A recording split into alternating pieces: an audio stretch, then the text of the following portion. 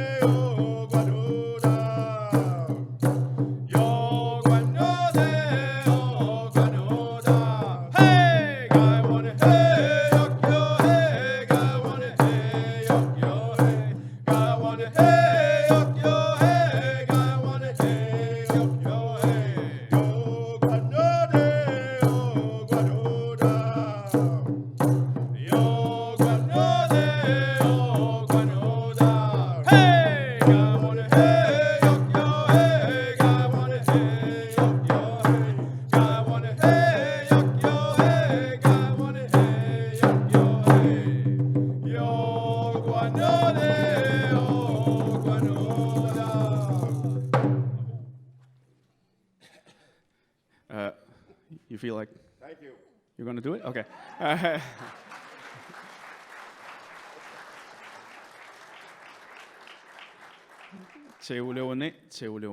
Thank you very much. The next song is the welcome song done by the women, so Mally will be performing the welcome song from the women's song.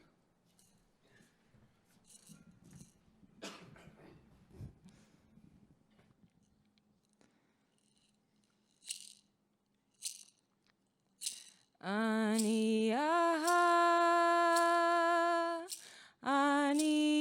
guanude, ania guanude, ania guanude,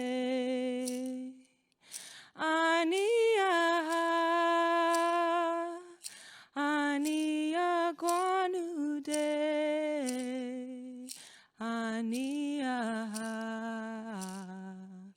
ania guanude,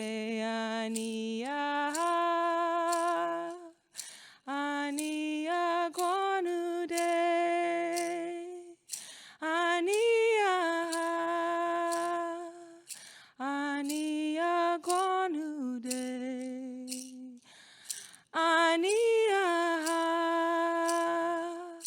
ania guanude. Ania guanude, ania guanude,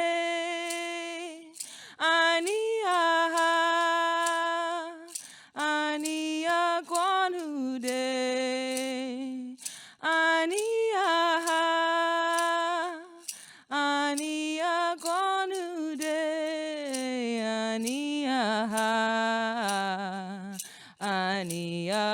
guanu de ania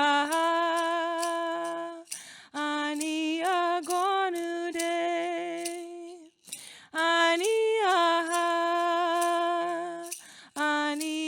guanu de ania guanu de ania guanu de.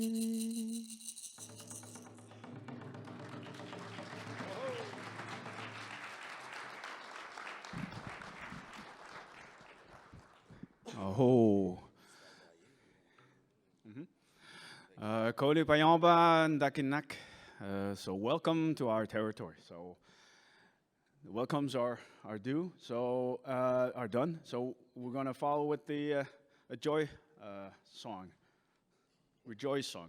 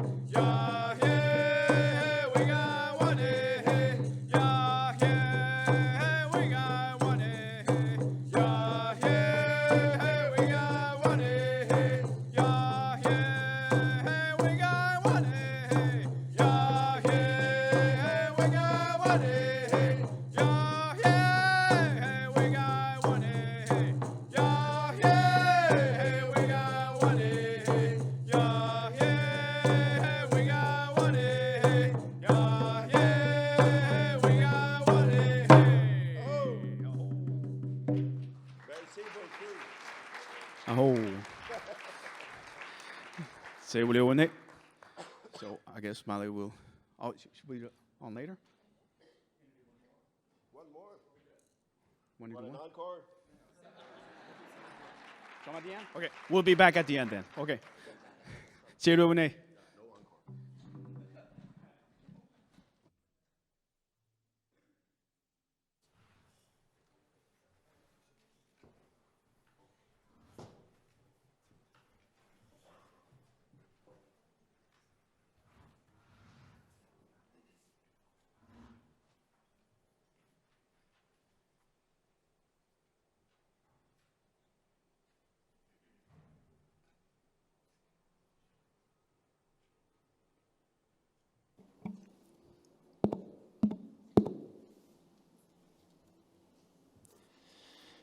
Good morning et bonjour. Today we welcome the Abenaki of Odanak to speak and teach on the University of Vermont campus. And we welcome all of you, UVM students. Who are you, UVM students? You got out of bed? Good for you. I hope you enjoyed the breakfast. Faculty and staff, members of the general public, and we have some 500 people attending remotely. Welcome. My name is Dave Massell. I'm a member of UVM's History Department and Environmental Program and Director of the Canadian Studies Program. This is the fourth international gathering that colleagues and I have organized to explore cross-border histories that hold contemporary relevance in our lives. The first dealt with energy, power from the north, le nord électrique. The second with Quebec and migration, French connections, Franconnexion. And my Francophones, I realize that's a made-up word. The third with our international waterway, the lake between, le lac qui nous unit. All these events carried controversy. This one is no exception. So let's be clear. Nothing spoken or taught today represents UVM as an institution. But what's spoken and taught today does carry historical significance, as my students know. For over 500 years, from Columbus's gross misnomer, Indians, Los Indios, through modern Hollywood westerns, think Dances with Wolves or Dances with Wolves with Blue People, Avatar. The names, images, characteristics, histories of Native peoples have been spun and shaped by Euro-Americans for a Euro-American audience.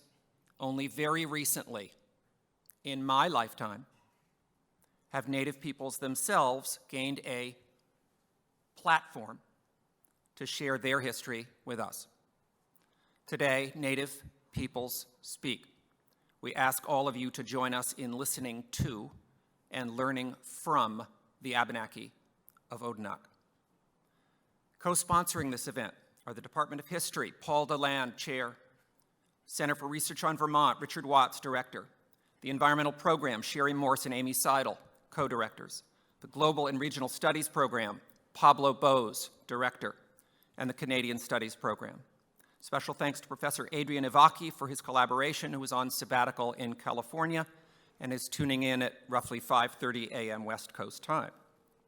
Special thanks also to Andy Tagliamonte, Shari Dyke, and Jen Prada for their administrative support, and to all the staff of Events Services.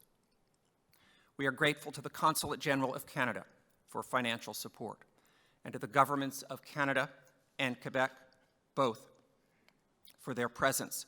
Rodger Cuzner and Marie-Claude Francoeur, welcome.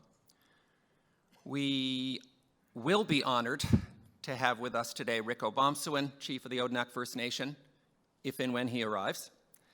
And if he's not here to speak this morning, hopefully he'll be here by this afternoon. And Ghislain Picard, longtime Chief of the Assembly of First Nations of Quebec and Labrador, has been called away to Montreal. We're not sure whether he's going to be able to join us by video link or letter or something. It's in play. Housekeeping, finally. Following these remarks of welcome, the morning's presentation is broken into two panels, one on the past, the other on the present. We have reserved time for Q&A after each of the panels.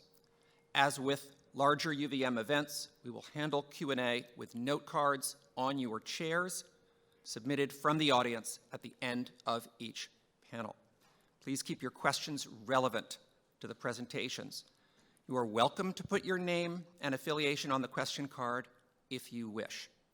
Remote participants, you are also welcome to submit questions online where we have students to receive them. Bill Falls is Dean of the College of Arts and Sciences. Bill, thanks for joining us.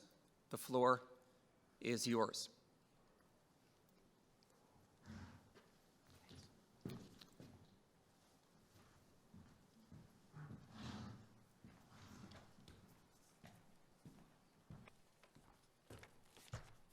Good morning.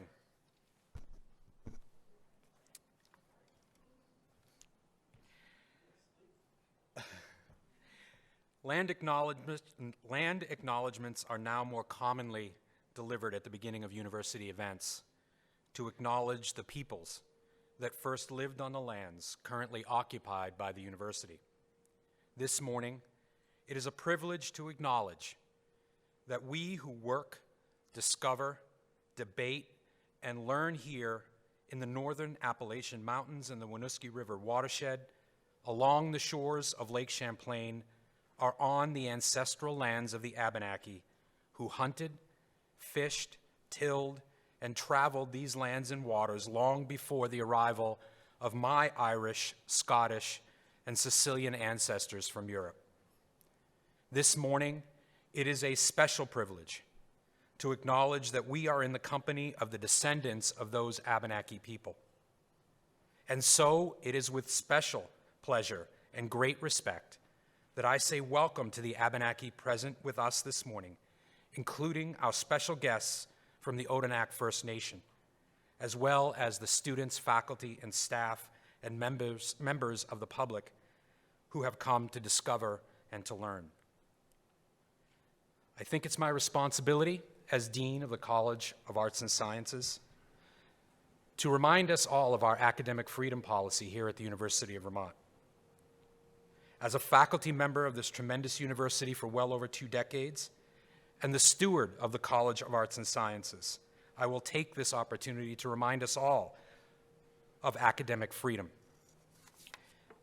The following is taken from the University Manual and was adopted September 23rd, 1954 by the Faculty Senate and approved by the Board of Trustees on October 16th, 1954.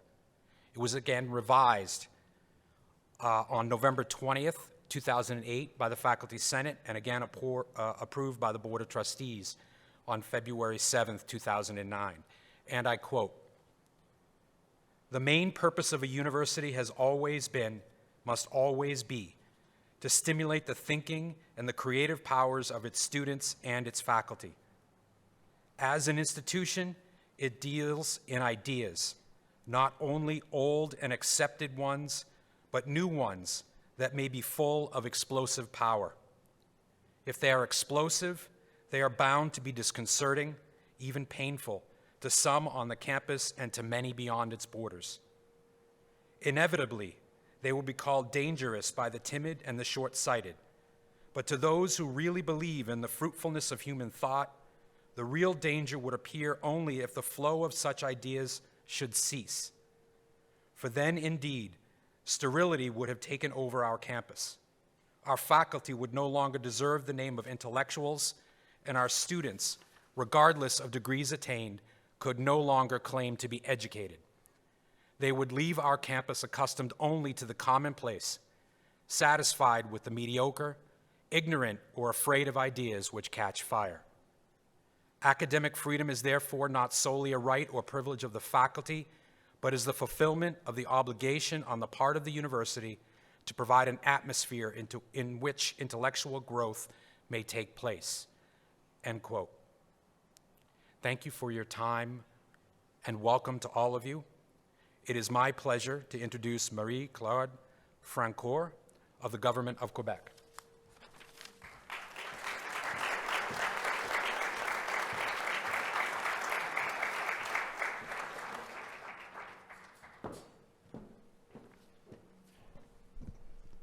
Merci beaucoup. Good morning, everyone. And I do want to start by thanking the people that played such wonderful music for us this morning. Usually I start my day with music, but this morning I was on the phone with my elderly mother. I try to talk to her every day.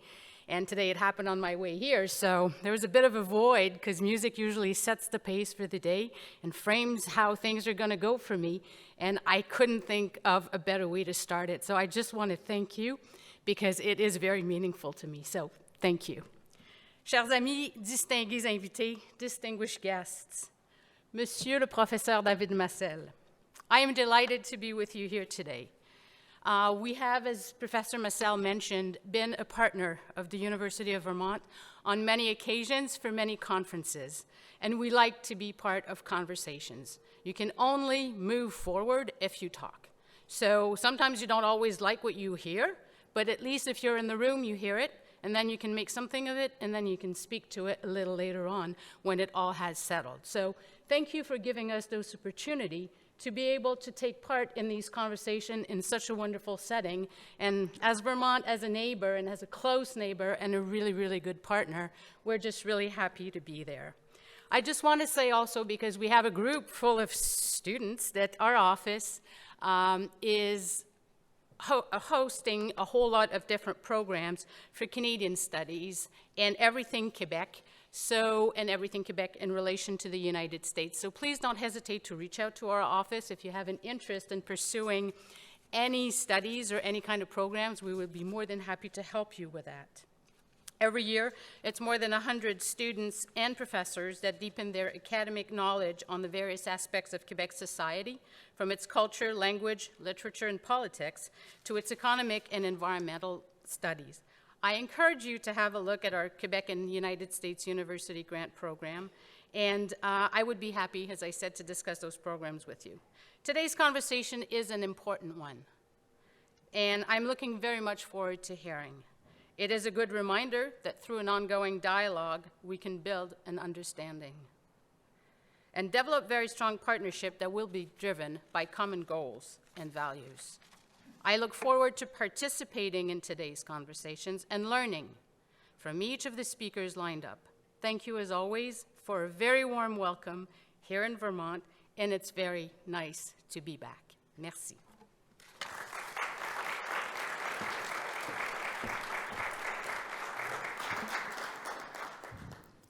Rodger Cuzner, welcome. Thank you, Dave. The sun is shining, the skies are blue, not a cloud in the sky. We have a room full of smart, motivated, engaged minds. A wonderful, embracing, powerful welcome song. What a great start to the day. I'd like to begin by noting that Burlington, as we know it today, is rich in history and modern traditions of many First Nations and Métis. From the Anishinaabe to the Haudenosaunee and Métis, our lands spanning from Lake Ontario to Niagara Escarpment are steeped in Indigenous history. It's a pleasure to be here this morning, take part in this important event, and to listen to the leadership of the Odanak Nation. I'm proud to welcome Chief Picard, and upon his arrival, Chief Obomsawin, and other Odanak leadership here at the University of Vermont, and I look forward to learning much more about your perspective today. The Prime Minister of Canada has stated, "No relationship is more important to Canada than the relationship with our Indigenous peoples."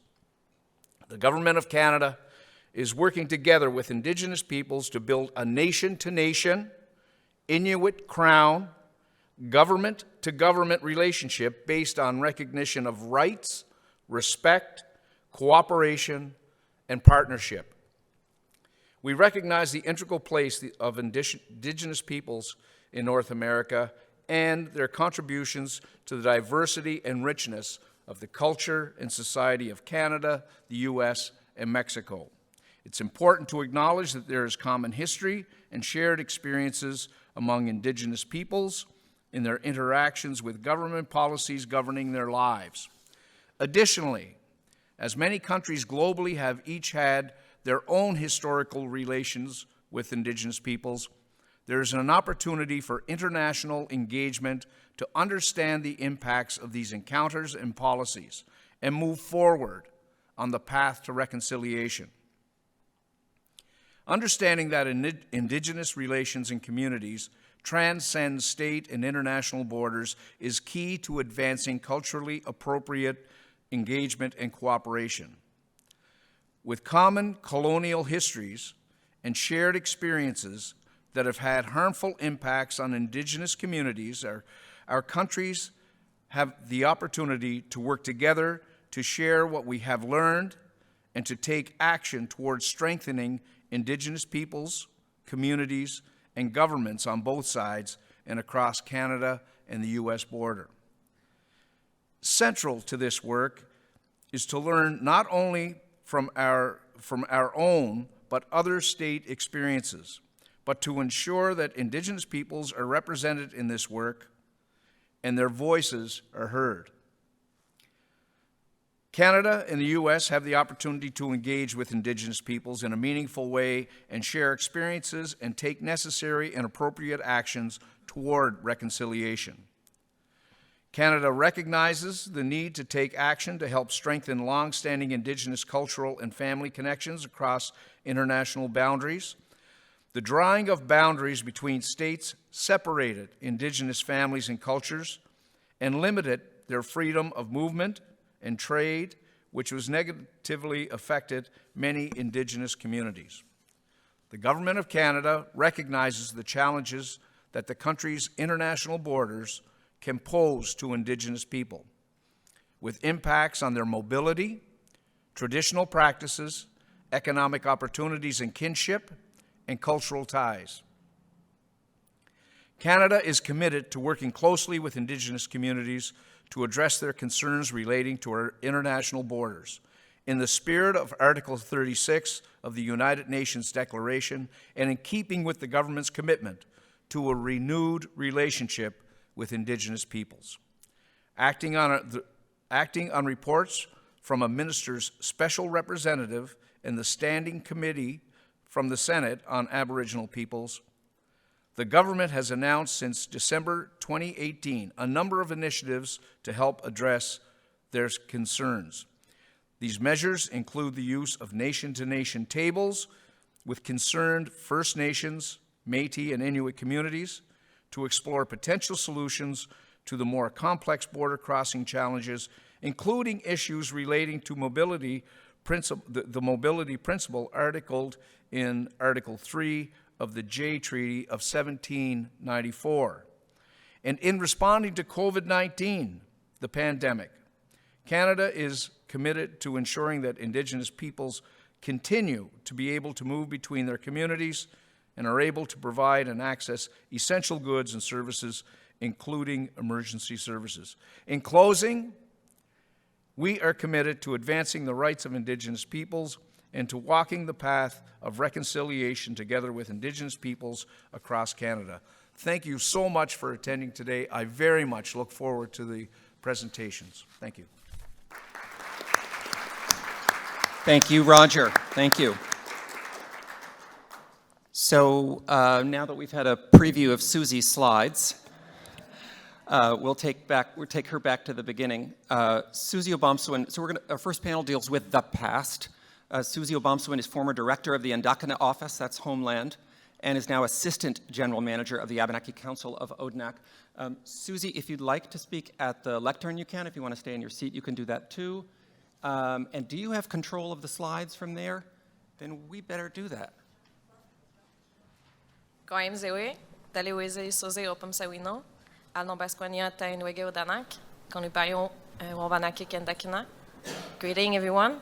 I'm Suzi Obomsawin. I'm an Abenaki from Odanak, and I welcome you on the Abenaki territory. I'm really grateful to be here today. I come here with an open heart, but also with my French accent, so. Thank you. Okay, thank you.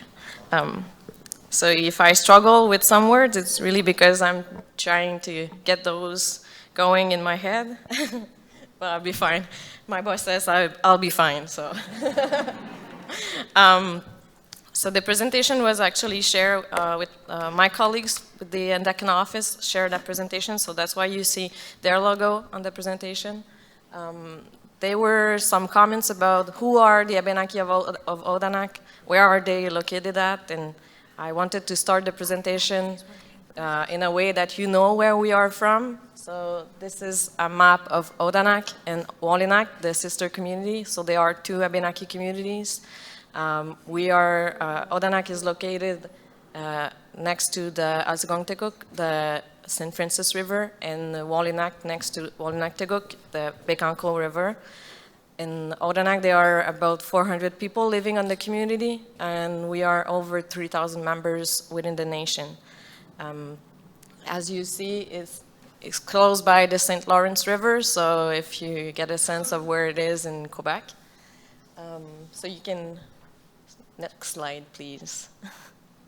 So there are a couple of pictures from the nation. So the top picture on your right is a picture of the community of Odanak with the river. And then on below is a picture of two ladies from Odanak doing basket making. We'll talk about it much more in Daniel's presentation, but it's, for those of you who don't know about it, it's basket made with black ash and sweetgrass. It's still being really important to us today. And on your left is a picture of Théophile Panady with a totem pole that he made at Interval, New Hampshire in 1961. So I want just to share a couple of pictures of who we are, and Daniel is going to provide much more pictures in his presentation. You can. So, I don't know why I'm looking at the screen while I have my presentation right in front of me, so it's going to be much easier if I just do it like that.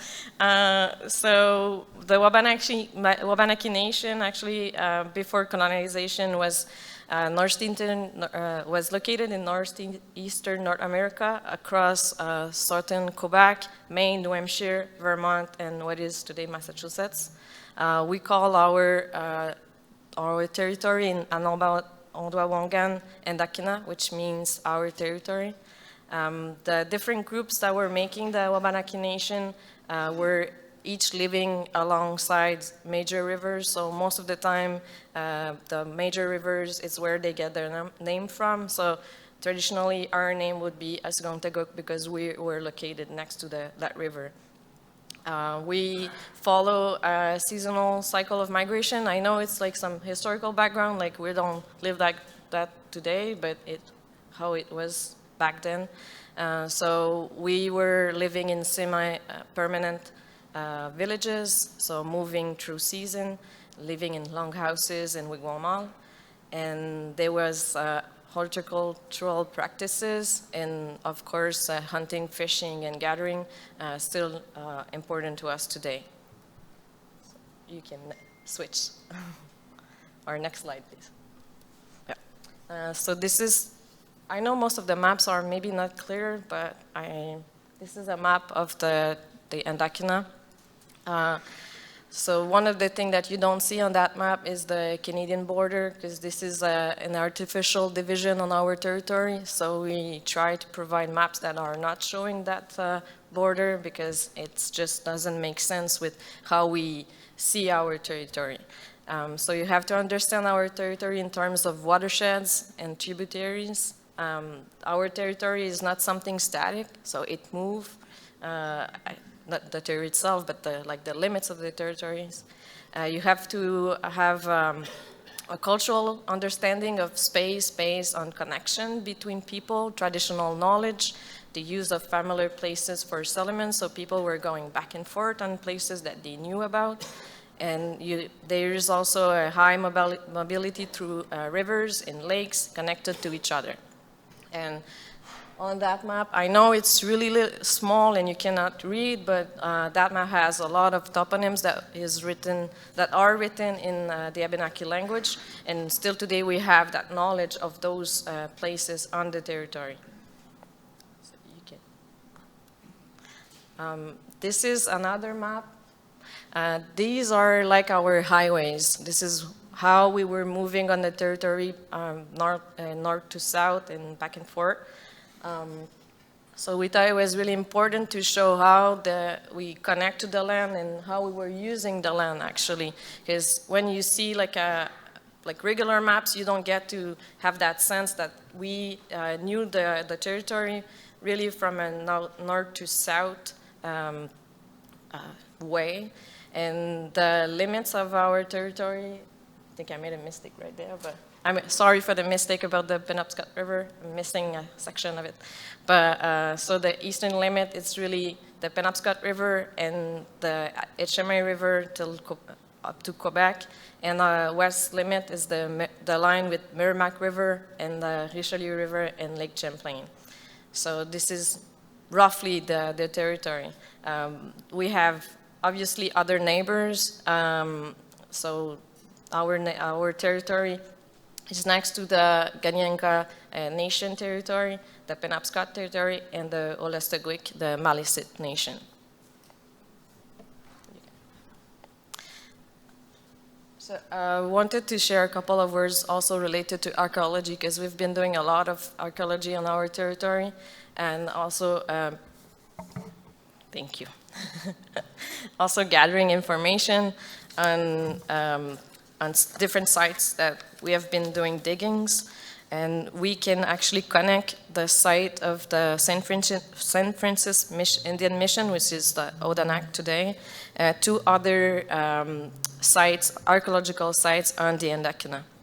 And one of the things that when we started digging 10 years ago in Odanak, we were really impressed of all. Actually, we gathered like more than 20,000 artifacts, and it proved that it was an existing Wabanaki campsite. So it's really providing more information that we already knew, but it's just making it really real.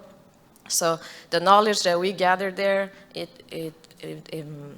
we can see that actually the St. Francis River site connects with other sites in the Connecticut River and other sites near like Lake Champlain and Missisquoi Bay and other places like that. So thank you. I think it was fun to see actually David doing it, but I tried to do all of it at the same time. So we did some radiocarbon dating on not all of the artifacts, obviously, but some of them. And one of the things that was really impressive to see is that you could see the continuity of occupation on that side from all the days that you see on the screen, that I'm not trying to say them because I always screw up all the numbers, but so that map shows actually the connection to different archaeological sites.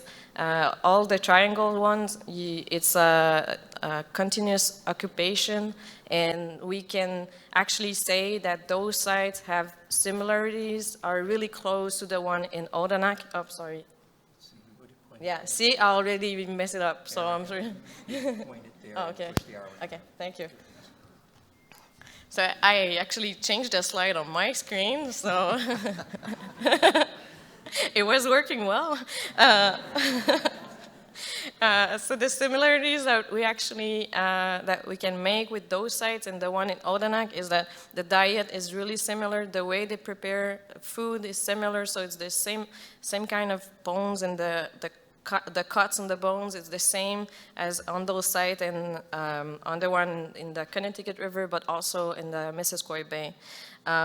We also found that it's a continuity also with the rocks that are the material used to make tools, and the way of life, like the lifestyle, is also really similar because we don't find a lot of pottery or ceramic on those sites, and it means that because we were traveling seasonally, we couldn't bring those pots and pottery with us, so we don't find them on those sites either. So these are a couple of ways that we can say that those sites are connected to each other. For sure, we are still doing research about it, but it's really interesting to see that what we find in those sites are really, really similar from one another. Okay, so I'll try to do better this time. Yes. Okay. Well done. I learned. Almost at the end of the presentation, I learned. So this is another map, and I know it's, again, small. I'm hoping virtually you see it better maybe than in the room. So this is a map of research that we've been doing related to black ash. This map shows places where black ash has been collected, sweetgrass as well, and where the baskets were made and then sold. So there are obviously a lot of areas around Odanak, but also within the New England area.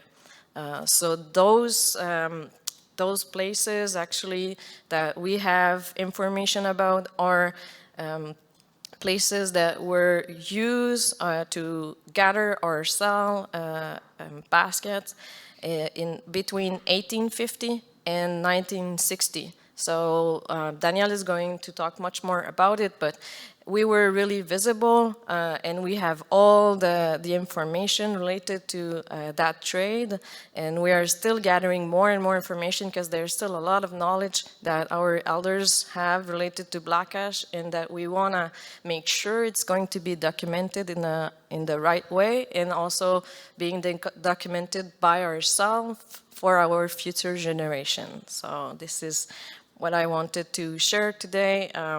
This is really an important topic for us. I know maybe you are aware that black ash is really endangered at the moment, but we are making sure that we are having the material necessary to keep that that knowledge, to keep that connection to the black ash that is so important to us. So this is my section of the presentation for today. Ole one. Thank you. Thank you, Suzi. Thank you.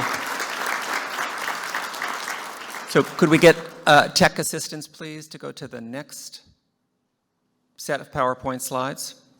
Thank you. Daniel is the name of the presentation. So Daniel Nolett, in addition to his musical skills, is General Manager of the Abenaki Council of Odanak, and we'll get his slides loaded and we'll be ready to go. Hope you got the correct version, because I made a modification this morning. I also apologize if it's not the right one, because I made a big boo-boo on it. I'll tell you if it is, it shows. Let's see if they see it. Huh?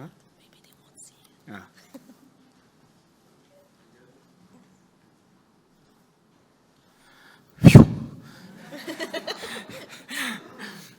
Kwam se we mina ndale wese tainal wawanalwa kinado kawawino Odanak that was Wigamikok.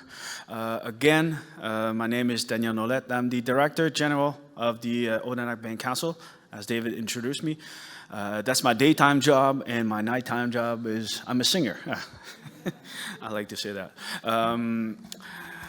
My presentation will follow Suzi's on, and I'll basically, what I mean, I will base my presentation on the presence of the Abenaki throughout recent history in the United States territory, and also later in my presentation talk a little bit about the family names of Odanak. Like Suzi said, the Abenakis are people from the ash. We were not brought in to this world by the storks, like most of yous, but we came out of ash trees. And ash, still today, the ash tree and the splints is really important. We're still making baskets today, and but I could say that the baskets are made with black splints, black ash splints, and woven with sweetgrass. And from 1870 to 1920, we could say that the main source of income at Odanak was basket making. Most, if not every family in the community did baskets, made baskets. And everybody in the family, within the family, participated in their own way. The man would usually go out in the woods and collect the black ash logs, and they would bring them back to the community and pound the ash. So literally, they were splitting the age of the tree by pounding with the back of the axe, and they would split it, and they would make the splints with, tools to refine it, split it, and polish it. And then later, the women would use the splints to weave the baskets.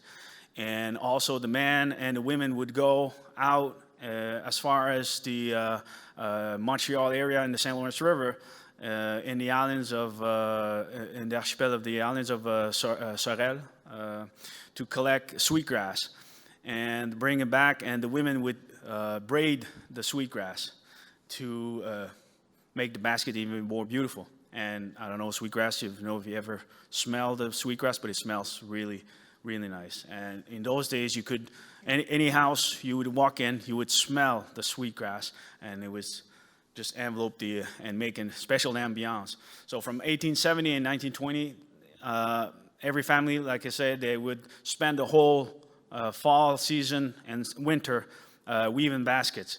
And at times you heard stories, I heard stories from the elders that, in those days you would hear ash pounding, through the fall and, through the spring, like crazy. You'd hear boom, boom, boom all over the community. And every family would help each other. If by any chance they had a hard time, then they would help the others, one another, to, build or to make the amount of baskets needed to supply their summer camps for them after they went out to sell them. So basically, they made the baskets through all the winter period, and when the spring came, they made even a bigger basket, a big basket, made out of ash, and then they would fill them up with the basket they made all winter long, and they would get to the train station in the spring and head off to their summer camps area. The first slide here, you can see Pierre-Joseph Nolett Jr.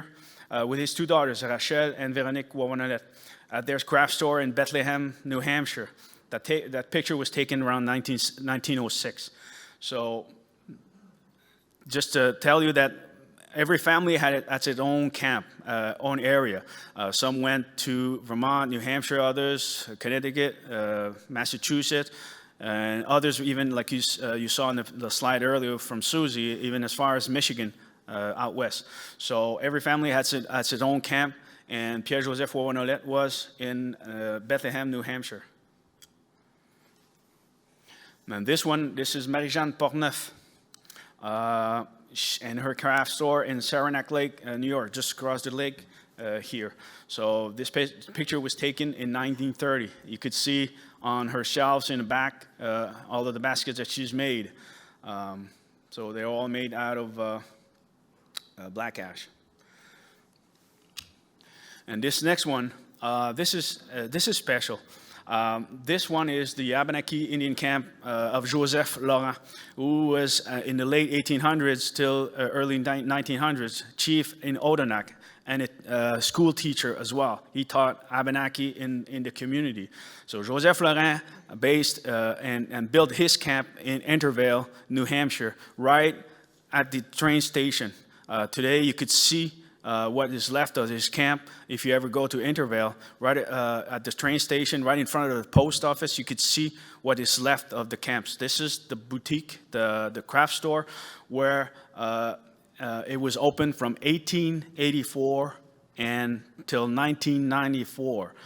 His last son, Etienne Laurent, was raised in the summer camp in the summer, but later in his life spent the rest of most of his life in Intervale. He worked at the post office right across the railroad track, right across where the camp was. So he made himself, he made the efforts every morning to open, but at the end it was more like symbolical, open the craft store and close it. So he did that up until 1994. And I was fortunate enough to be there one day that he opened it. I went there with a friend of mine, Daniel Obomsawin from Odanak, and we chatted with Etienne, and he reminded us, and he told the stories of his childhood, the summers that he spent there. So the next picture, this is Etienne Laurent's sister, Bernadette, on the left, and Georgiana Nolett, their mothers, on the right, sitting on the porch of a little restaurant, a little thing there, a commerce in downtown Intervale, New Hampshire. This picture was taken in 1926, as well as this picture you saw before. And this is a more recent picture of the same camp that was taken in 1991. You can see Doria Durand on the left, his wife Liette Nolett. Liette is the daughter of Alexandre Nolett and Juliette Laurent. I will get back to them as well after. And you see Margaret and Etienne Laurent to the far right. Picture taken in 1991.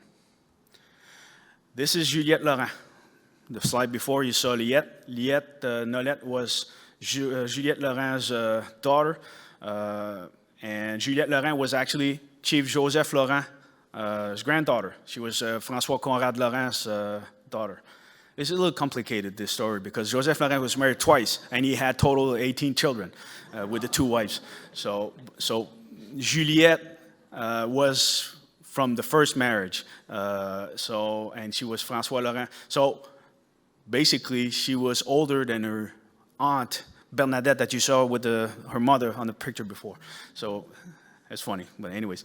So Joseph Laurent's granddaughter, and she also married Alexandre Nolett, later. So that picture was taken in Ogunquit, Maine, in 1920. That was probably the year that she got married to Alexandre Nolett, and she was wearing her regalia. So this next picture, thank you, is Alexandre Nolett, Juliette Nolett's husband. Alexandre Nolett and his wife Juliette, they had their craft store in Ogunquit, Maine. You can see on the picture, Wawa Nolett shop Abenaki Indian sweetgrass baskets and moccasins for sale. So that picture was taken in 1930.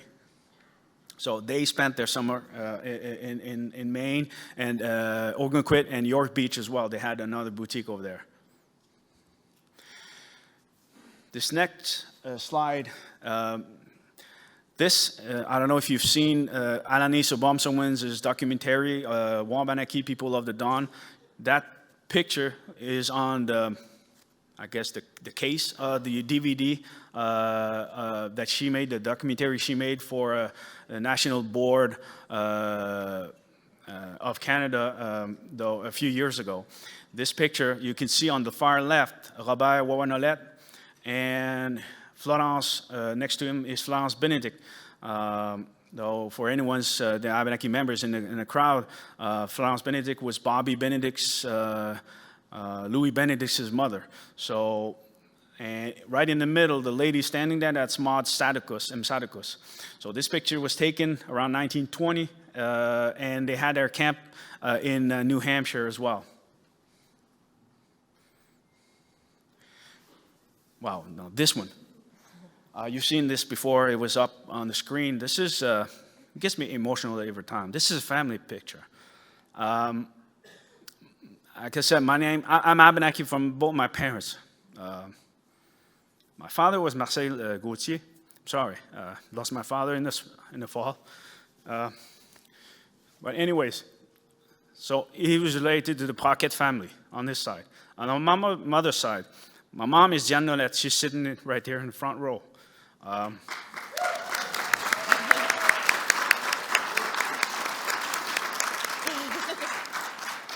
Yeah, so on my mother's side, I'm related. My mother is Jeanne Nolett. She's the daughter of Guillaume Wawa Nolett and Flore Villandré. My grandmother, her mother was of Sadicus. Her mother was Aglaé Sadicus. And my grandfather, Guillaume Wawa Nolett, my mother's father, his father was Élie Jean Wawa Nolett and married Marie Nagazois. So I'm going to lose you pretty much, but anyway, try to follow me in my thing. I'll get back to the picture after. So my grandfather, Guillaume's father, was Élie Jean Wawa Nolett, married Marie Nagazois. His father, William Wawa Nolett, married Hélène Brisebois. And on my great-grandmother's side, Marie Nagazois, her father was Philippe Nagazois, and her mother was Cécile Panadi. So I'm getting back to this picture. So the gentleman to the far left is Jean Wawa Nolett, my great-grandfather, William Wawa Nolett's brother. Standing next to him is Monique Wawa Nolett, his sister. So my great-grandfather, William's sister. Monique married Nicolas Panadi. So, and the lady next to her is Sophie Morisseau. That's when it gets really emotional. I found out not too long ago. Sophie Morisseau is my great-great-great-great-grandmother. Sophie Morisseau, her father was Tanagay. Her father was Algonquin from his father, from his father, and from the mother, Mohawk, from probably Oka area. So Sophie Morisseau married Théophile Panadi, not Théophile that you saw earlier on the picture, the old Théophile. So Sophie Morisseau married Théophile Panadi, and you see next to her standing is Stanislas Panadi, her son, Nicolas Panadi's brother, who's not on the picture. And standing next to Stanislas Panadi, that's Agnes Panadi, Stanislas' sister. Stanislas' sister, so Sophie's daughter. And to the far right of the picture, that's Mali Nagazwa. That's not my great-grandmother. I thought it was. My aunt was misled when she was given this picture. This is Mali Nagazwa, but not our Mary Nagazwa. That's, I'm going to lose you again here. There was two Mali Nagazwa, because we thought at first this picture was taken in 1905, because she married my great-grandfather in 1906. However, this picture, I found out later, about a week ago, that this picture was taken in 1894. It was taken in Highgate Spring, Vermont, not too far from here. That's where they had their summer camp. So going back to Mali Nagazwa, she still was related to me, because Mali Nagazwa was my great-grandmother, Marie Nagazwa, Philippe Nagazwa's sister. So still is related. So, and Mali Nagazwa, this one, was Jean Nolett, the gentleman to the far left, his wife. And anyway, so that's their summer camp where they spent most of their summers in Highgate Spring, Vermont. So, are you back with me now? Yeah? Okay. Okay. So yeah, and unfortunately, I don't have a slide for the next thing I wanted to tell you. But my great-grandfather, Élie-Jean Nolett, and his wife, Mali Nagazwa, not this one, spent their summers in St. Albans, Vermont. My grandfather, Guillaume, and his sister, Cécile, most of you might know her, Cécile Nolett, and Sophie Nolett spent their their childhood summers in St. Albans, Vermont. So, like I said earlier, every family would make the baskets all winter long and come to the States. And one of the tradition also, when I was told by my grandfather and my great aunt also, is everyone, when a family came back to the community in the fall, I mean, they basically all came back by train. So when the family would come back, all of the families would go and gather and then meet and greet the ones that were coming back, and to gladly hear the stories, what happened through the summers, how they did, did they sell all of their baskets and how things were going, because they hadn't talked much to each other, except maybe for my family on my side, because Highgate Springs is not too far from St. Albans. They probably spent a lot of times, together as well. But some of the families, like I said, went as far back west to Michigan, so they were happy, and that was the tradition. Every time there was a train coming back from the States, the families would rush to the train station in Odanak and welcome everyone back. So, funny story.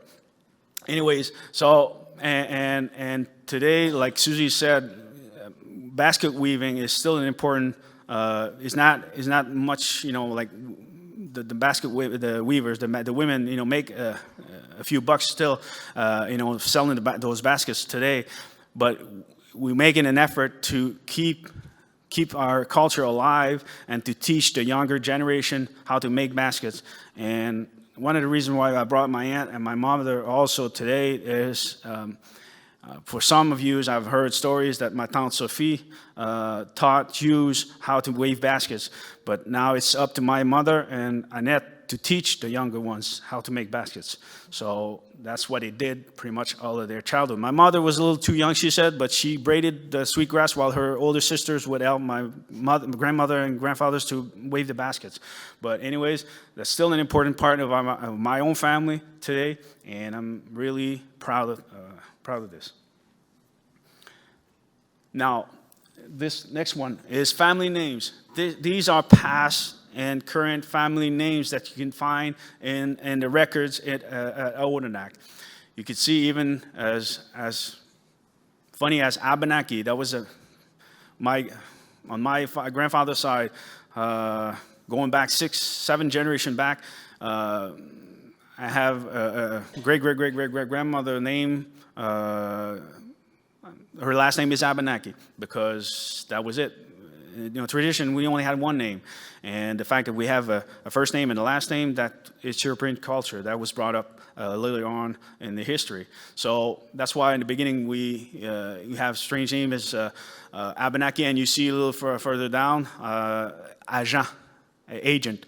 That was also strangely some of the names given to some of the people in Odanak. But you can see today we still have Msadicus, we have Obomsawin, we still have Panadzi, Nolett, we have the Robert, we have the Laurent, we have the Gil, Hannes, but those have, so what I'm getting at is if some thinks that they have Abenaki ancestry and could relate to Odanak, if they could go back, trace back their genealogy, if you see one of those names, I forgot Watso. Sorry, Jacques. You see, you're right in the middle. You're right in the middle. The Watsos. If you find a name that looks like this, in your genealogy, chances are good that you are related and are a brother Abenaki as well. So, thanks for listening to me. I hope I wasn't boring, and I hope I didn't lose you too much. So, thank you again. Thank you, Daniel. Thank you, Daniel.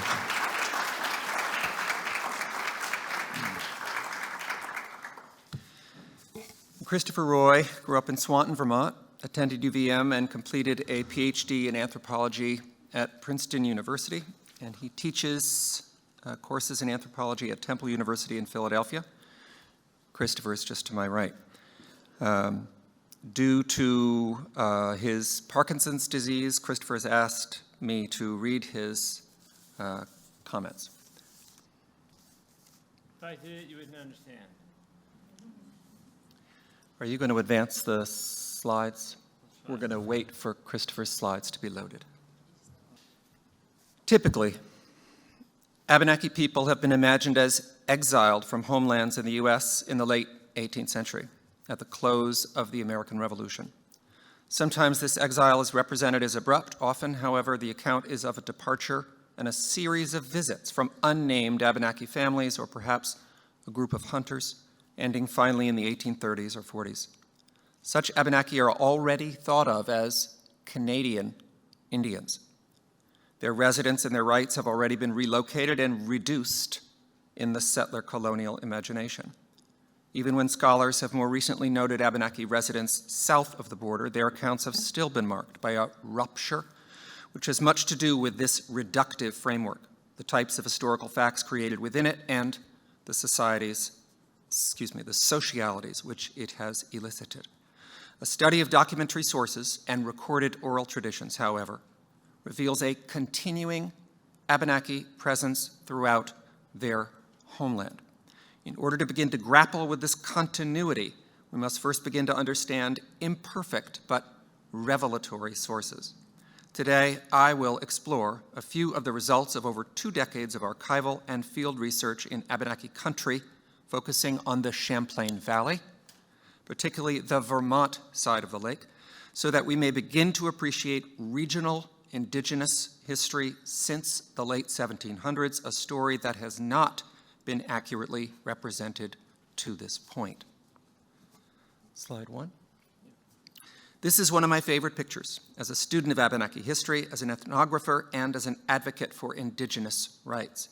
Susan Marshall took the picture, an Abenaki from the Albany Capital District, the granddaughter of Edwin Nagazoa and Maud Benedict. I'll get some pronunciation correction from the right as needed. The 2 women are sisters, Denise and Donna Watso. Also residents of the Albany region, they are granddaughters of Fred Watso and Elsie Dauphiné. The picture was taken in February 2011 as the 3 returned from a day lobbying at the Vermont State House. They were full of stories, mostly about the lengths that legislators would go in order to not speak with them. At my suggestion, they stopped to see this sign on the way home. Quote, "Near this location lived Captain John Vincent, a member of the Caughnawaga tribe. an admirer of General George Washington, a firm friend of the colonies, end quote. His leadership of a company of Indian Rangers and other wartime service on behalf of the Americans ensured that he was persona non grata north of the border, and his standard Huron or Caughnawaga identification belied his unsuccessful role in working toward reserving land for local Abenaki on Missisquoi Bay. The U.S. government responded that it didn't have any land on Missisquoi Bay. There's lots more to be said about John Vincent than we can get to today. Suffice to say that he was not just a Canadian Indian. He was fighting for a place in the United States for himself and his people. Abenaki people are still reckoning with borders not of their own making, and are still frustrated in their efforts for cross-border recognition. Slide 2. Stay with us. Okay. Suzi Obomsawin's great-grandfather, Ambroise Obomsawin, told researcher Gordon Day that, quote, long ago, as soon as we came from the U.S. in the fall after selling baskets, we would go see the old men and we would exchange stories, end quote. One man, Thomas Nolett, recalled the Lower Canada Rebellion, 1830s. I'm not going to try to pronounce that Abenaki, I'm sorry. He told the younger men that Abenaki still traveled to the U.S. by canoe at that time. And when they went to Sorel, there were English troops stationed there to inhibit traffic to Lake Champlain. Abenaki en route to Lake Champlain were stopped, and Nolett, who spoke English, told the commanding officer that the political dispute in Canada did not concern them. He said that they were going hunting and would not make any trouble. The English officer let them pass. Casting a wide net has also allowed us to track individuals and their progeny across the Abenaki homelands. Antoine Portneuf's daughter, with his second wife, Marie-Joseph, married François Laurent Saint-Castin, a Sartigan Abenaki, who later lived at Odanak and Odanak. The slide is good? Is that what you want? Okay. Joseph Laurent was their grandson, and his direct descendants include Chief Rick Obomsawin. Antoine Portneuf, also known as... Can't do that, sorry. I'm going to need an Abenaki lesson maybe later.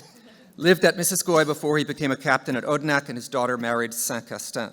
His first wife, Marie-Jeanne Waslinas, a.k.a. Vincent, was the sister of Marie-Elizabeth Waslinas, a.k.a. Vincent, who was married to Robertson lease signer Daniel Portneuf before marrying Joseph Toxouz. During the winter of 1834-5, the family of Jean-Baptiste Alam Cassette camped in Windsor, Vermont, in the Connecticut River Valley. Is that what you want? Okay.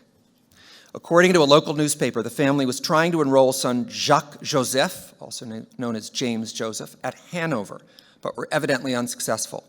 We do know, however, that a son-in-law and a grandson, both named John Stanislas, were studying there at the time. Importantly, the newspaper account identified them as Indians from, quote, the shores of Lake Champlain. Slide 2. Voilà. Similarly, an October 1835 newspaper account from Philadelphia announced the arrival of, quote, 2 families of Indians from the banks of Lake Champlain in the city. One of these families was certainly that of Pierre-Nicolas Toxouz, son of Marie-Elizabeth Vincent, or Juan Linas, and his wife Anne-Sophie Gill. They were later associated with the northeastern corner of Vermont and adjacent parts of New Hampshire.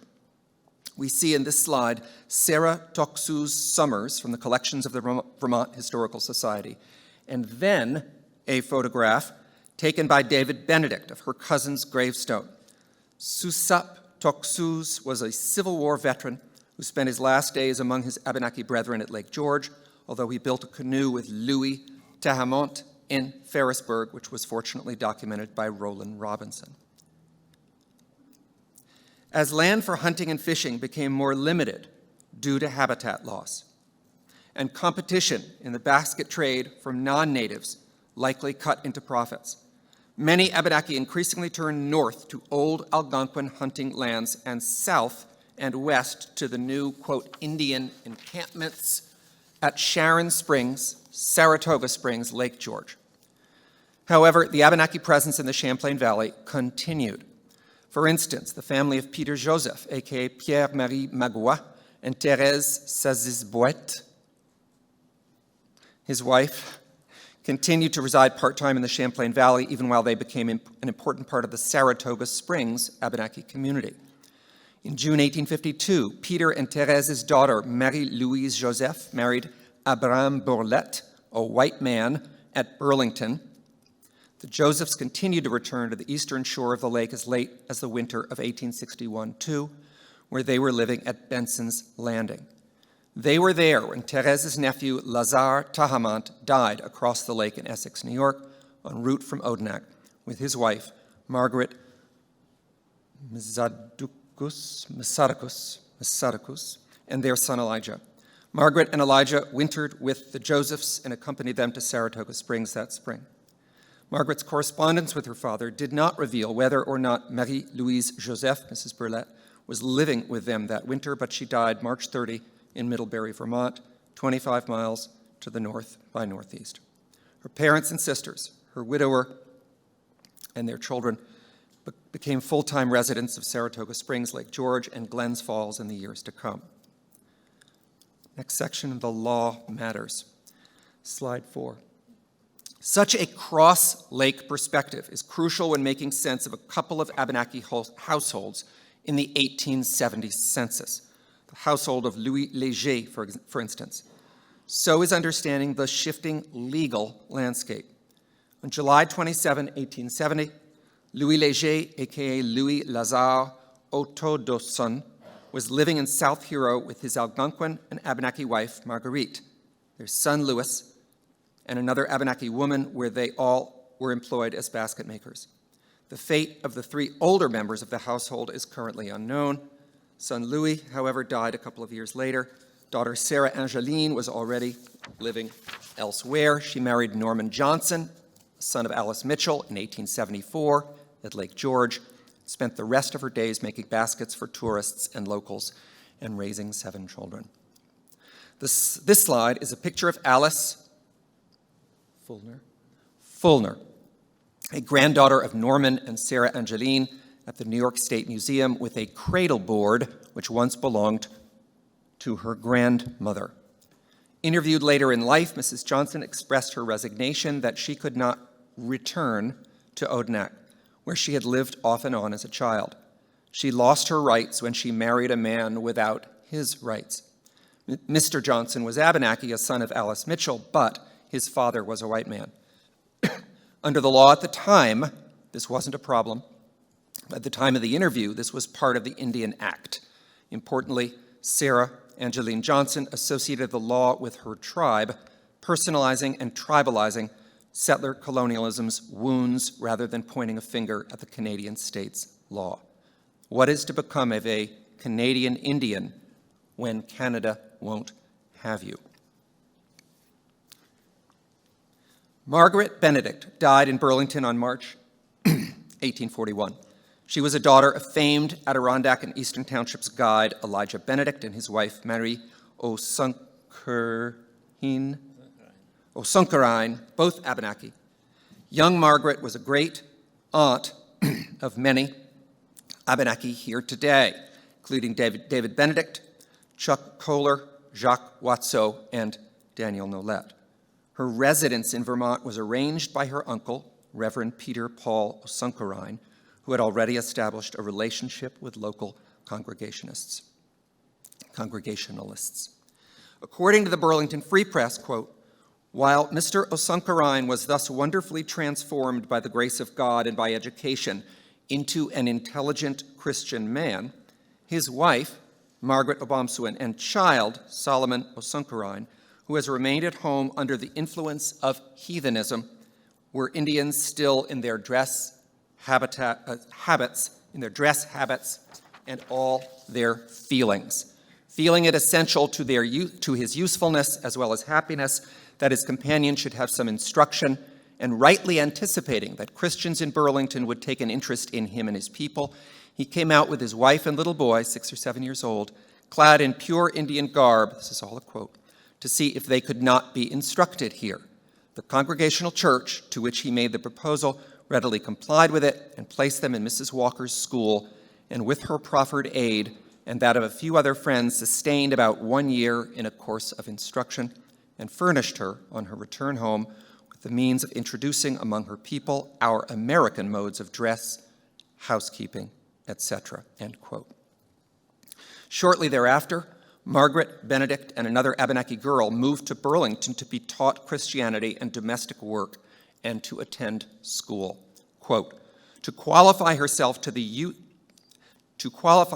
as useful to her tribe was, especially during the last year of her life, the great absorbing and ever-present object of her thoughts, end quote. 4 years later, she died. Perhaps it is no surprise that her parents' marriage broke apart, with Elijah returning to the Adirondacks and Marie living her life at Odanak. Abenaki business. In December 1910, a short account in the Burlington Free Press told the tale of Benjamin Capino, an Abenaki who had come, quote, to Burlington to sell baskets to the Christmas trade, but imbibed too freely of fire water, end quote, and ended up serving a brief jail sentence for intoxication. A very different article was included among Wednesday, May 7, 1913's headlines on the front page of the St. Albans Messenger. The paper announced, quote, new industry for the city.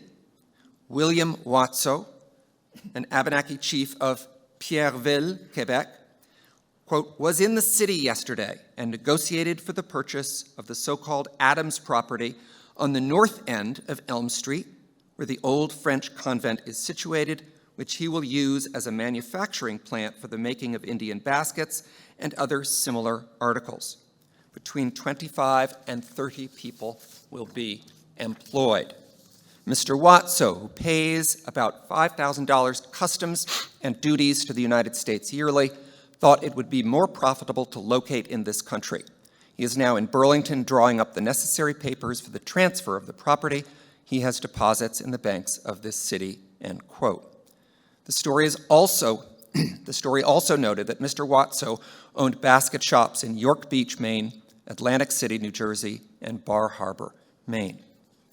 William Watso II, 1866-1949, son of William Watso and Hermine Portneuf, husband of Lucinda Laurent, was the grandson of John Watso, who told Roland Robinson place names and an old story about Lake Champlain in the 1850s. The enterprising Watso's maternal grandfather's grandfather was Antoine Portneuf, discussed above. There are other Abenaki stories to be told about the first half of the 20th century in Western Vermont, demonstrating continuity while documenting wider connections. For instance, the Picards of Pessamit, an Innu First Nation, descend from Ignace Picard II, a Wendat, and Marie-Claude, whose father was Malecite and mother was Abenaki from Odanak. Ignace and Marie had at least 8 children, including Agathe, born 1850. Agathe was married 4 times, to an Innu man named Thomas, to Thomas Athanase Malecite, to Moise de Gonzague, Abenaki, and 4th Simon Obomsawin Abenaki, who lived at Thompson's Point, Charlotte, for years. Mrs. Agatha Obomsawin is enumerated in Charlotte on the 1910 census and died 3.5 years later at Odanak. We often think of Thompson's Point in relation to one branch of the Obomsawin family, which is accurate and important, but we would do well to remember that it is a significant site for de Gonzague and Picard family histories, too.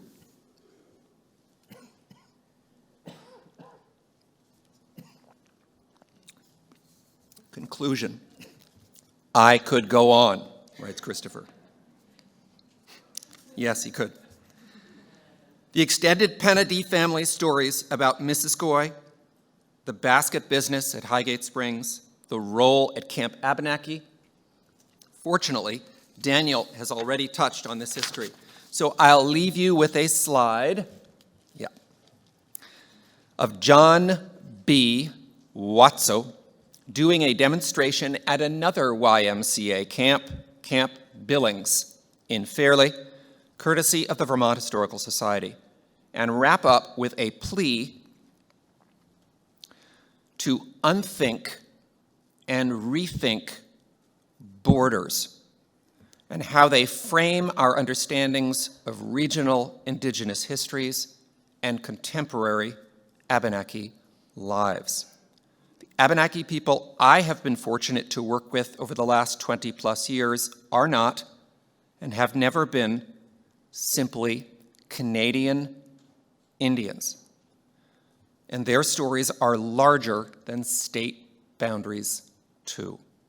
We have lots to learn about Abenaki lives by opening borders, and lots to learn about settler colonialism's boundaries and erasures, which continue to celebrate John Vincent's support of the American cause while ignoring his support for the causes of his Abenaki kin.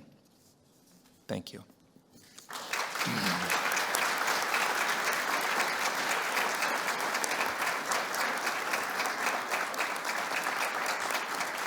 Thank you, Christopher.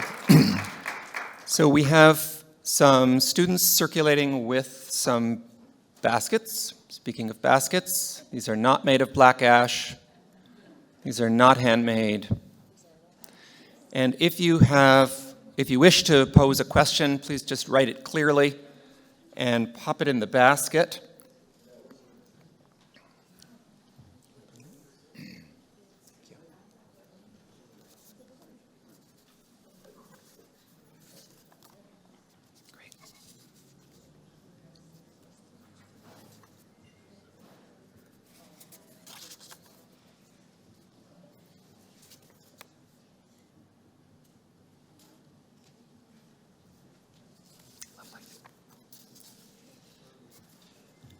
Okay, so while we're circulating these questions, we have one to start with. Christopher, your presentation talks about Canadian Indians in quotation marks. Canadian Indians. Daniel and Suzi, a question for you. You are residents of a country called Canada, and you are federally recognized there. But much of your presentations dealt with this side of the border. Do you feel like Canadians? What is your relationship to what you think of as the American portion of your territory? Tricky question. By trade, I'm Canadian citizen. I have a passport that was delivered by the government of Canada. But however, I consider myself as being Abenaki, and my territory roams from Canada border to the U.S. border. So I feel like I'm home here today. So, but yeah, for the purpose, I have to say that I'm Canadian citizen. For when I get to the border, I have to show my passport. But other than that, I consider myself as Abenaki, period. Suzi? Same answer. Actually, yeah. It's just because it's the way the country is set up, I have to be Canadian in a way, but I'm Abenaki first, and I will always be Abenaki first. So that's why I said in the presentation that the border is artificial to us. It was imposed on us. We didn't have a say on it. We have to, get along with it. But if you were having a consultation or asking us what we think about the border, we should lift all the restriction for us to cross the border to make it easier for us to connect with our territory on both sides. This is my position related to the border, if you want to have a talk on the border later. Thank you. Thank you. What is the relationship? Sorry. What is the relationship of Abenaki to Iroquois and Algonquian-speaking peoples? Well, we had great relations with the Iroquois people. We have, actually, with our political system up in Canada, we have the Assembly of Chiefs of First Nations of Quebec and Labrador. our chiefs from Odanak and Walnak sit at the same table as the Iroquois chiefs, Mohawks of Ganawagi, Ganasdagi, Akwesasne, and as well as the Huron-Wendat chief in Quebec City. So we have great relationship. We have, we had in the past, sure, in the past we fought, like many nations had to, or fought fights amongst each other because of territory issues or whatever. But recent history shows that we've developed a great relationship, and especially with Akwesasne after the raid, Rodger's raid, October 4th, 1759, a few of our members left Odanak and went to Akwesasne and stayed there. And you have today Benedicts that live and are Mohawk of Akwesasne are originally from Odanak. So, and we've kept ties with that community, and we at times, have discussions and share common issues,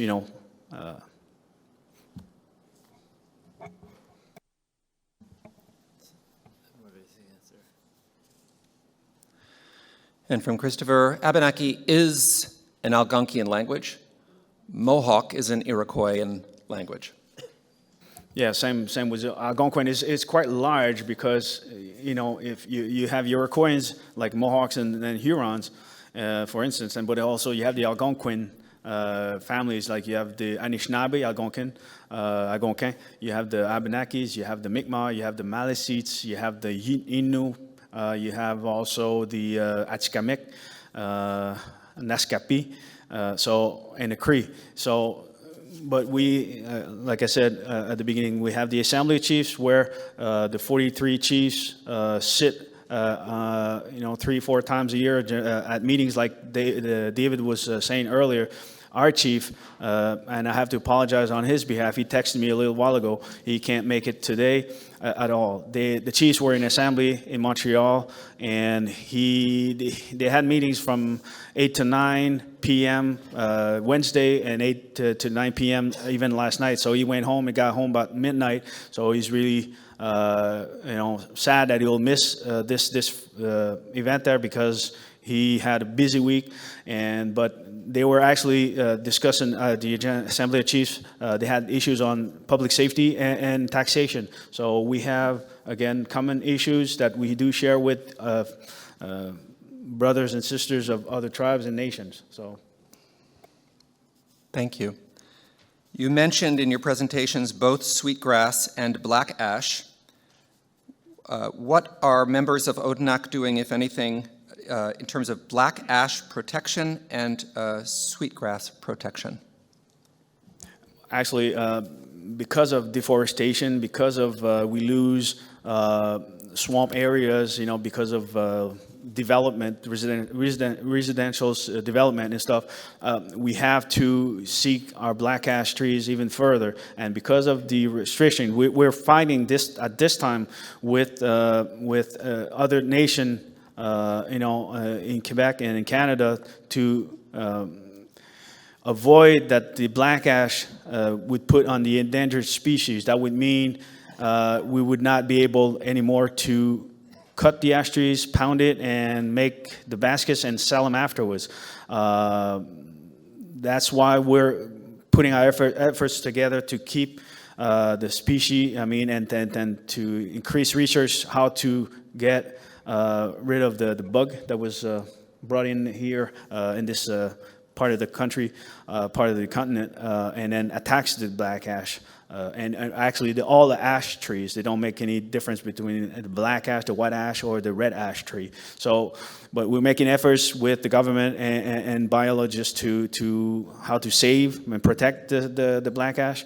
But in the meantime, what we do is, while we still can collect the black ash, we have our environmental office and department within the band council.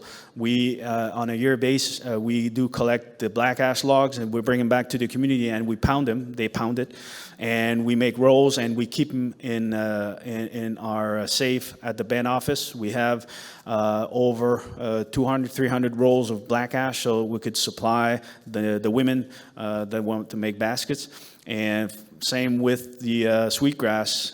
We have people that do plant and garden the sweetgrass, so that's why we try to keep it. And also we have brothers Mi'kmaq from Giskapikiak also are fortunate enough to still have black ash on the shore of the St. Lawrence River, so we do at times have to call on them to get some other sweetgrass as well.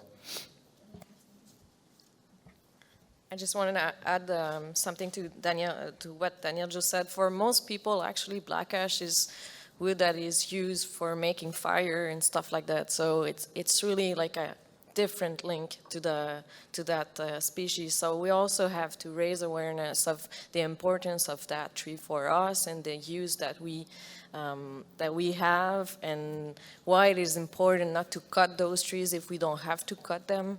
So it's really like two cultures trying to talk to each other. So you have to understand that as well, that each time we are reaching out to people, we have to educate them as well on the importance of the black ash to us. So they're not just going to cut those trees because they are in the way for other species that are more valuable for them. So this is it. So we are making a lot of agreements as well with different companies to have access to those trees and making sure that we have other areas that if there is an area being contaminated by the ash borer, that we can go somewhere else. So this is what we are doing at the moment.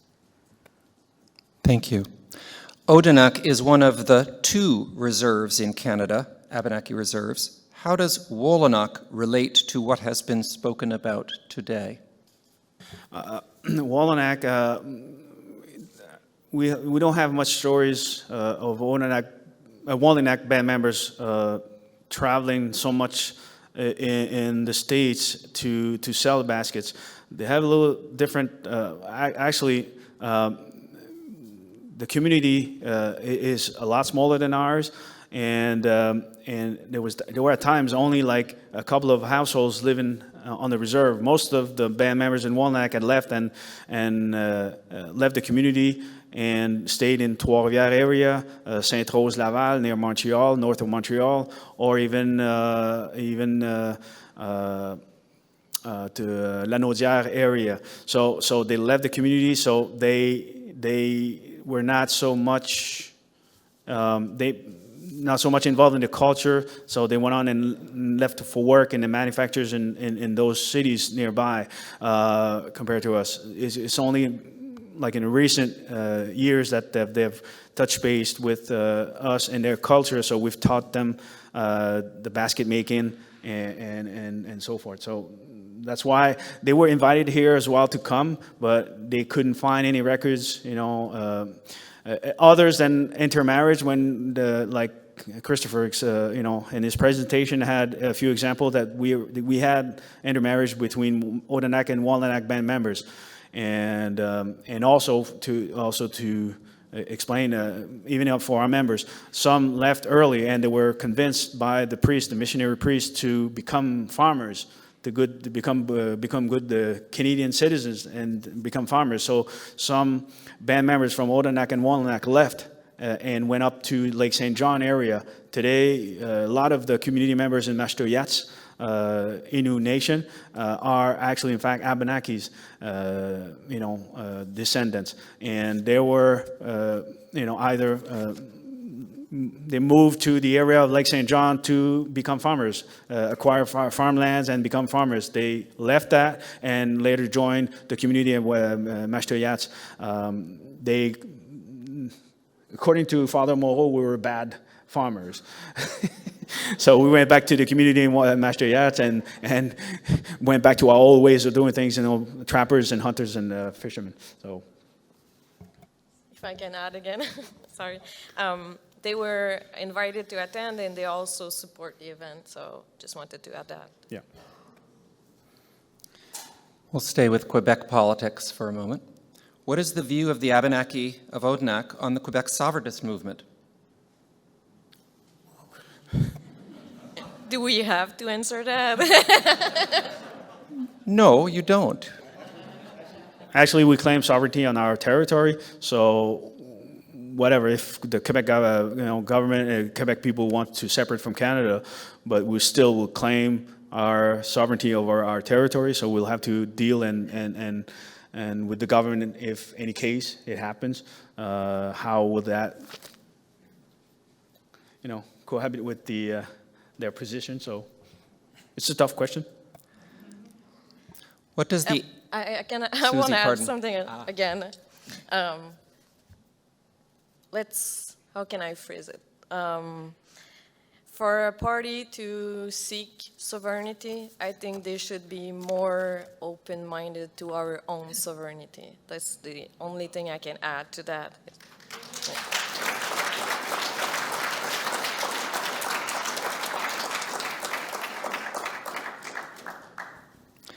Here's an easier question. What does the 8 represent in the spelling of Abenaki words? And there are about 4 questions like that, so it's important.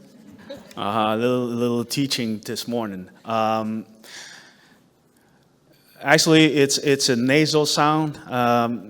First, all native languages were were transmitted orally. It was not written. The missionary priest, first wrote the language. And in Abenaki, I don't know if you noticed, but you saw in the family names an R. The old Abenaki prior to, mid-19th century and before, the changes was made in the mid of the 19th century. We had the R sound, was a guttural sound, like Al-Segantaguk at the St. Francis River, Al-Segantuk. You have an 8, Al-Segan, that's the 8, that's a that's the nasal sound. They couldn't find a way to write the as you say Al-Segantagut. So they first wrote A with N, A-N, and a umlaut on top of the N. And then later they used an O with an accent on top. And it was only later that we used and started to use the 8 as a difference for the nasal sound. We standardized after a while, so that's where the 8 came from. Now, going back to the R, prior to 1850s, we had the R. We were the Achsegantagut. It was a guttural sound, the R, Achsegantagut. But later, after the later part of the 19th century, the language became more soft. And to ears, we heard from people that were listening to Abenaki language, people talking in the community, it seemed like they were singing. It became more fluent, and we used the L instead of the R. So that's why it was people were kind of singing. So I don't know if it was clear enough. I tend to. Christopher, please. Unless you're looking at old documents from 200 years ago, in which case the 8 stands for a W. Oh, yeah. Actually, we have in hand the a few manuscripts from Father Hall, who first wrote the Abenaki language in 1691, and Father Aubéry. Father Aubéry was a missionary, our second missionary in Odanak. He was at the beginning of the 1700s, and he wrote a manuscript in around 1715 or so. And his manuscript is really, at this time, being restored, and they took off all of the pages of the manuscript, they washed it, and so to make it more readable. And then at the same time, we're working on with the new modern technology basically it's a program that you scan the manuscript and it transcripts it into typos. Modern type. So to better read and understand, what Father wrote at the time. So that's really interesting. So, and we have that manuscript at the museum in Odanak. It was preserved, and later, in recent year, restored by the program of the federal government. Yeah. Staying with language, what is the state of the use of the Abenaki language, and what measures are being taken to preserve the Abenaki language? Interesting question. You go back to the census of 1911. I could have put it on the slide, but in 1911, I would say 80 to 90% of the people in Odanak were trilingual. They spoke Abenaki, English, and French. You see at the far end, you see language speaking, and you see the three letters, the three languages that they spoke. So that was 1911. Today, we have alive one speaker. Alive, but she can't speak anymore. She's 90-something, and she's at an old age home, and she can no longer speak, period, neither French or English or Abenaki. So in a span of 100 years, we lost all of our speakers. Speakers mean that they learned from the mother. I mean, they learned at home. So, but we make an effort. My aunt, Cecile Nolett, when she, came back to Odanak, in the later part of the 1980s, when my uncle retired, she started to teach Abenaki. She was in her 80s already. She was born in 1908. So she was in her 80s, and she started to teach Abenaki. She thought it was important that we keep the language alive, because she, even in the 1980s, we had maybe 10 to 12 speakers at the time. But in a matter of 20 years, we lost every one of them, except for one. So she started to teach the language. And later, when she was too old and ill, one of her students, Marie-Claude, started to teach after. So that's when I started to learn with my aunt Cecile a little bit, but I was a little young and dumb and too stupid to keep on with her. And I rather did other things but I felt later it was important to really learn the language, because when I was growing up, I was my grandfather's all the time, and there was a lot of people. I mean, it was known. It was like in the center of the community next to the museum. I don't know if you've ever been to Odanak. And my grandfather's house was open to everyone. There was pretty much every night playing cards, and you have all of the Hannes, the Lagrave, you have the Sadicus, you had all the family members, the Benedicts coming to, and at times they would speak Abenaki. And my grandmother, Flore, she didn't speak it, but she was mad because when they spoke Abenaki, she said, parlez français. I said, I don't understand you.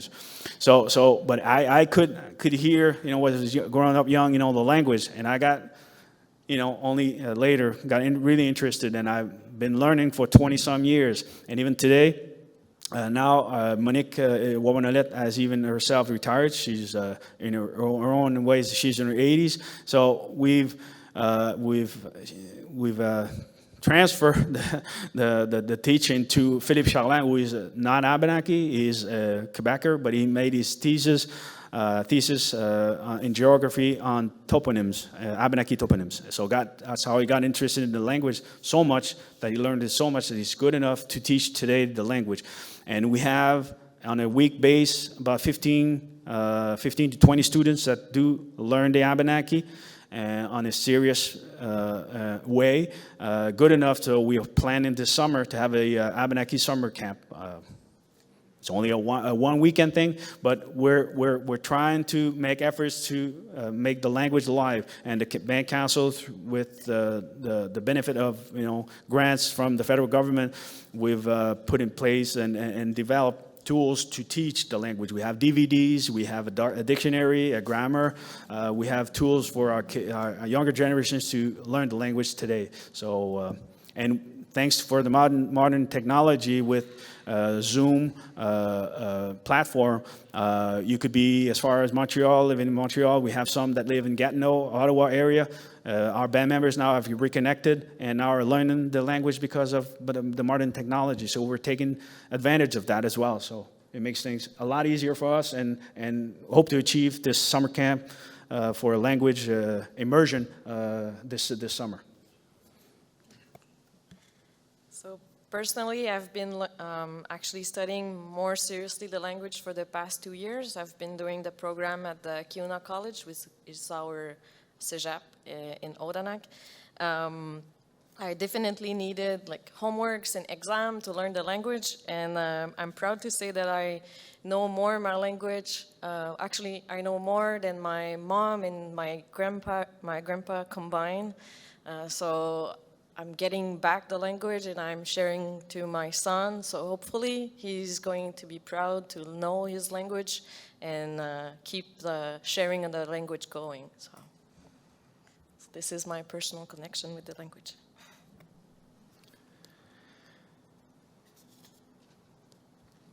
The United States.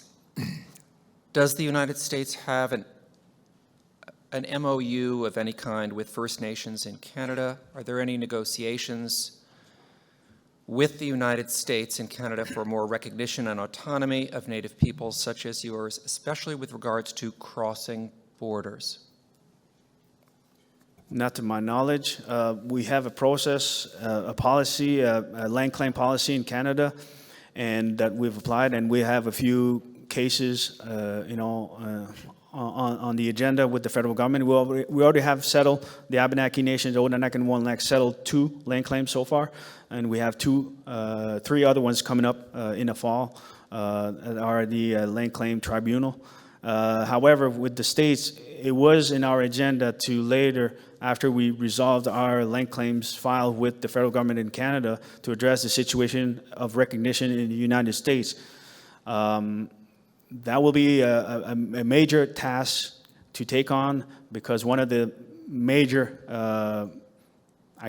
threshold to achieve is to prove that you've sustained a government and a community live base in the U.S. side. That will be hard to demonstrate. However, we say we're recognized by the federal government of Canada. However, even on our land claims, we're at the specific land claim process. Specific means that we're negotiating on a breach of contract, basically. Comprehensive land claim on the other side is you have to prove that before the settlers came over, or the French came, and the French and the British came over to this continent, that you can prove continuity of residence in the country. So this is comprehensive land claim. So this would lead to a negotiation and signing of a modern treaty. However, the federal government says you were from the United States and you immigrated to the northern part of the country where today is Canada, and from the U.S. side, you say, well, you used to live in the United States country, but then you moved up to Canada. So basically, our chiefs like to say we're a nation without a country, technically. So it's hard. It's a hard issue, but it's something that we'll take on, hopefully, in a not too far from now.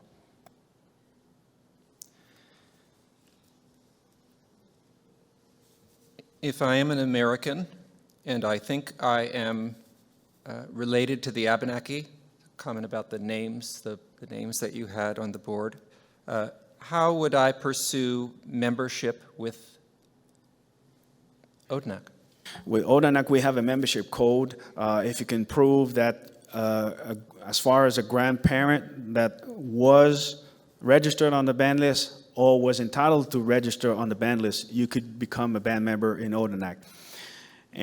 Or for Wollanak, their criteria is a little more slacker. I mean, you could, as long as you can prove that an ancestor in your genealogy was or could have, should have been a band member or listed on the band list, you would be considered as a band member in Wollanak. So for us, you could, if you can link back a grandparent that had and would have the right and was enlisted on the band list, then you could file for membership. I don't know that. Odanak.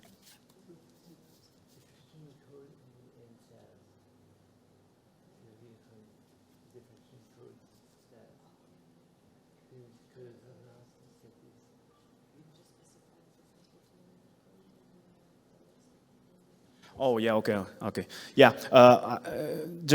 For reference, there are, you could say, the 2 ways to be recognized by a government, a local government. You have the Indian Band Registrar under the Indian Act, under Section 6 of the Indian Act.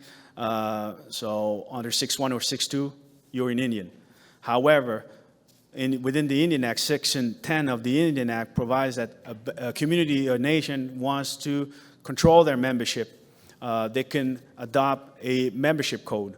So that's what we did in started in 1999, but accomplished it in 2003. We have adopted our own membership code. What it means is you could be status under the Indian Act under Section 6, and also you could qualify to be a band member under Section 10 under our membership code as well. So there are officially two lists, one kept in Ottawa and then one kept in Odanak. But since 2003, and if you do qualify under our membership code, then you could enlist on our band list.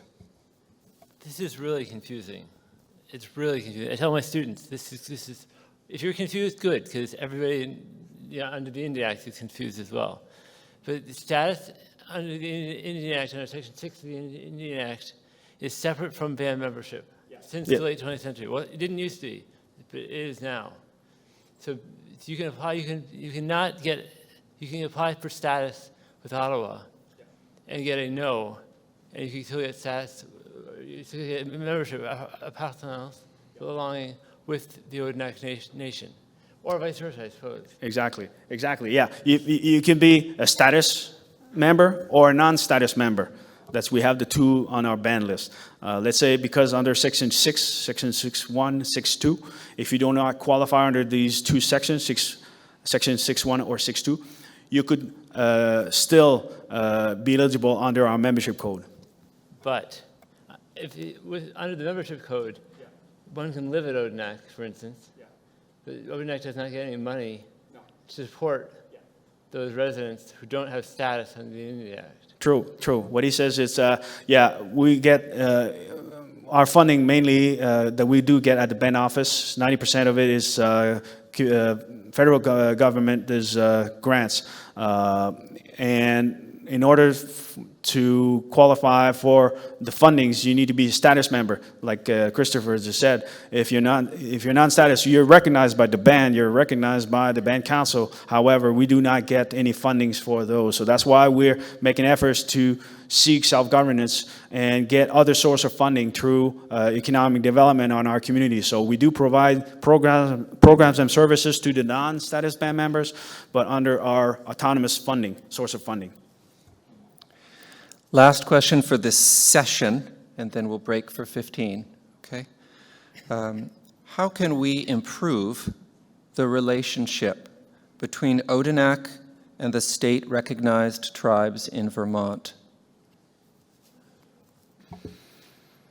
That's a tricky question. I will leave this answer for later for our council member, Jacques Watso. It's political. Okay, so that one will be put on hold. Yeah. Okay, so let's break for 15. Thanks. Alone.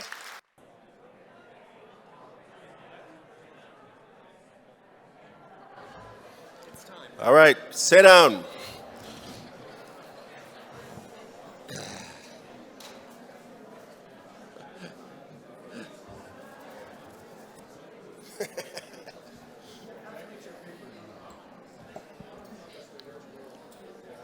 If we could settle in, we will get the second panel begun.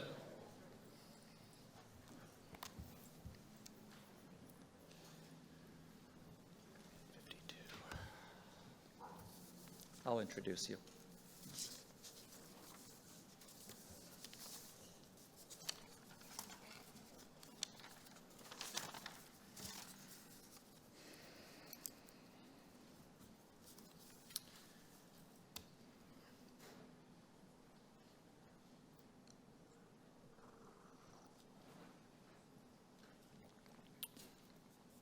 Jacques Watso has served as councilor at Odanak since 2007, and you already know him as a musician. 2005. I stand corrected, and he's that old, he tells me. Okay, Jacques, the floor is yours. Oui, bonjour les chers amis, les franco-américains qui sont ici aujourd'hui. Je voulais saluer aussi les gens d'Odanak.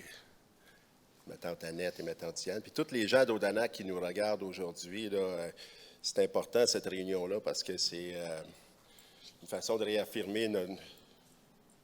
Yes? Speak right into the mic.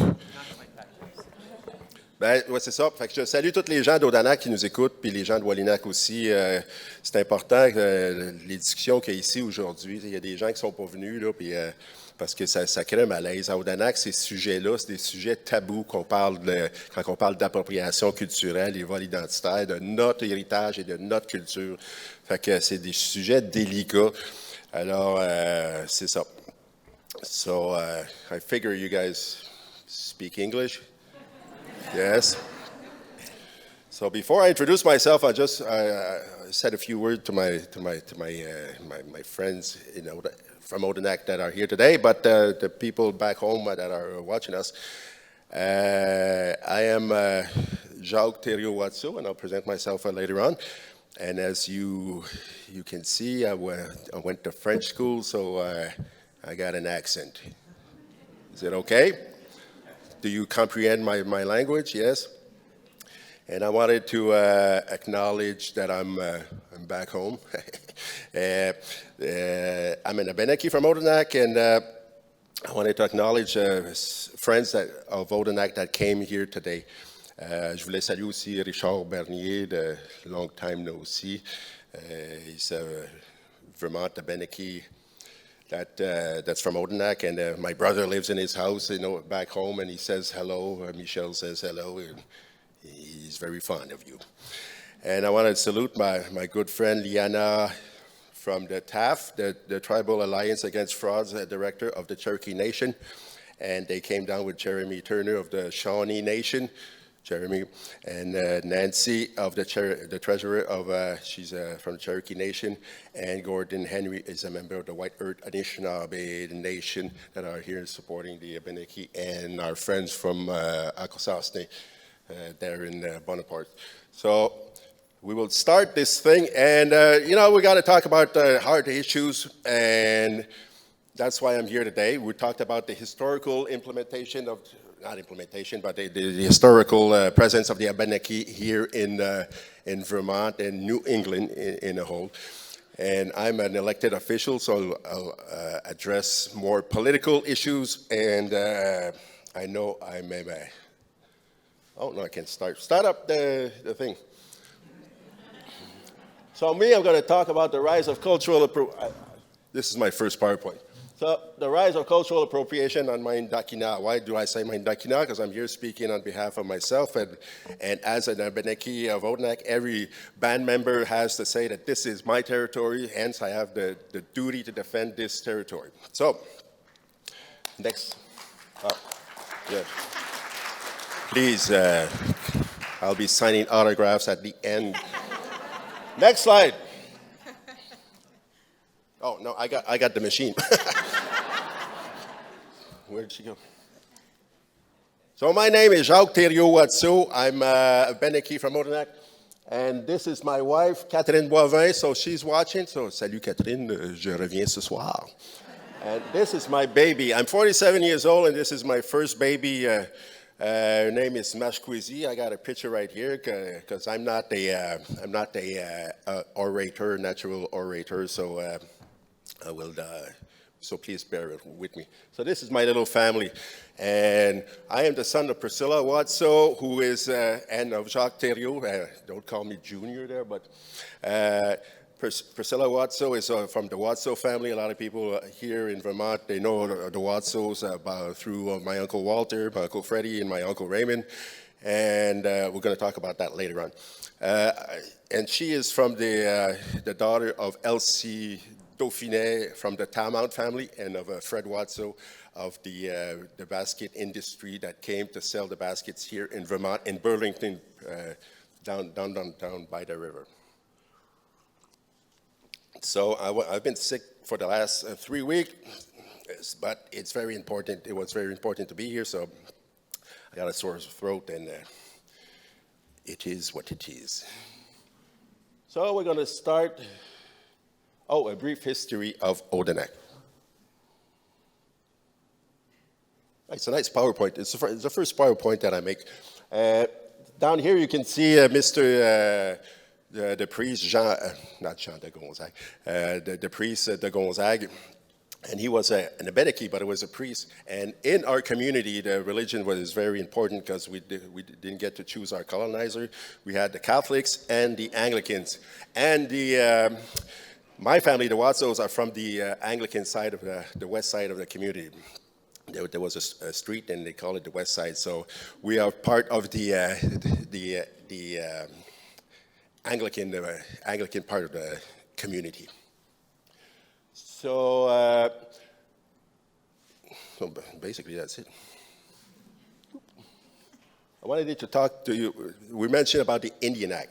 In Canada, there is what we call the Indian Act. This is a law that was instated by the Canadian government to forcibly assimilate the Indigenous people in Canada to become good little Canadians, to eliminate the native culture. That's when they started in 1876. They started the implementation of the Indian Act.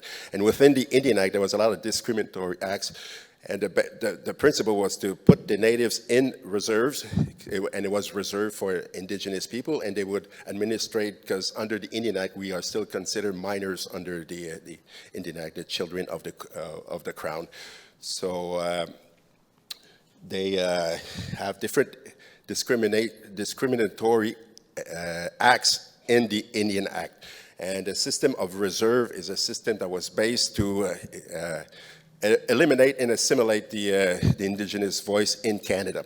So plus with the religion that we saw, they were the people that in charge of making sure that we would not speak our language, we would not do our tradition. It was in law that our ceremonies were not to be practiced. It was in the Indian Act, and they developed the residential school system, and the principle behind that was to kill the Indian in the child. It was to take the children from the community and send them to school. So in Odanak, where the museum is today, there was a convent, and it was c'était comme le Collège Saint-François. It was called the Collège Saint-François, and it was administered by the Grey Nuns, and they had the duty from the government to make sure that we did not speak our language, and we were to not practice our culture and heritage. And so that was that kind of heritage that was given to us for the last 150 years, that we were supposed to be good little Indians and be on the spot when we were asked to, and for the rest of the time it was shameful to be a native in Odanak and in Canada. That's the reserve system across when we talk about intergenerational traumas that comes from this Indian Act. It's still in application today, and it's a big debate as to break away from it, but anyways. And within this Indian Act, in 1951, they started a registry system. And one of the big things in this registry system is that if a native woman would marry a non-native man, she would lose status and be emancipated and get an $8 check from the Indian Affairs and become a white person, a Canadian person, and accelerating the assimilation process. And on the other hand, if a white woman would marry a native man, she would become native. The reasoning behind that is that a white woman that raises native kids will teach them Canadian values. This way, accelerating the assimilation process.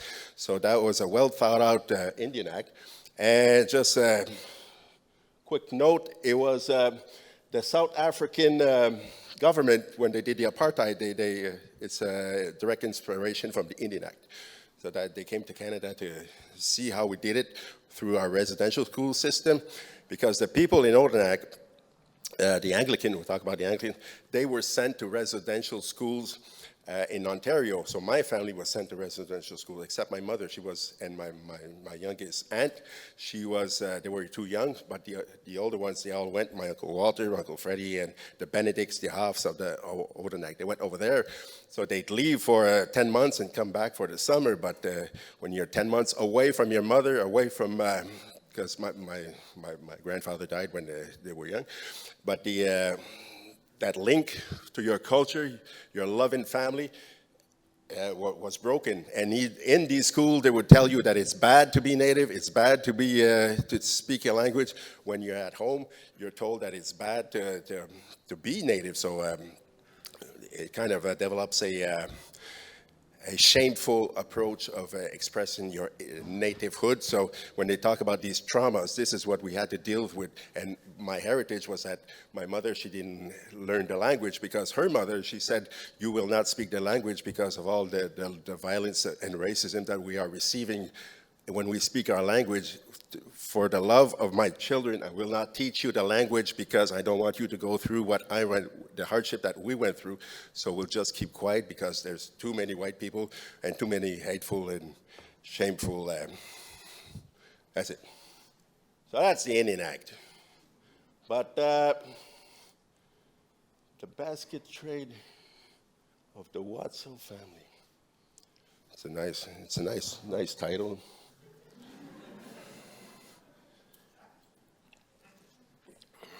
And yes, those who don't know me, I'm a counselor. I forgot to mention, I'm a counselor in Odanak. I'm at my 7th mandate. I was first elected in 2005.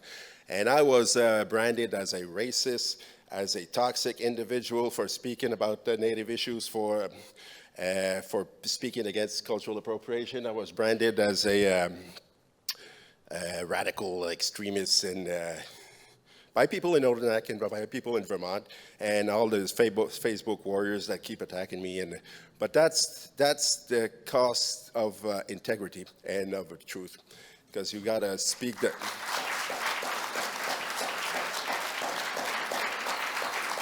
Because when I speak, I speak for these people that came before us, that lived this hardship.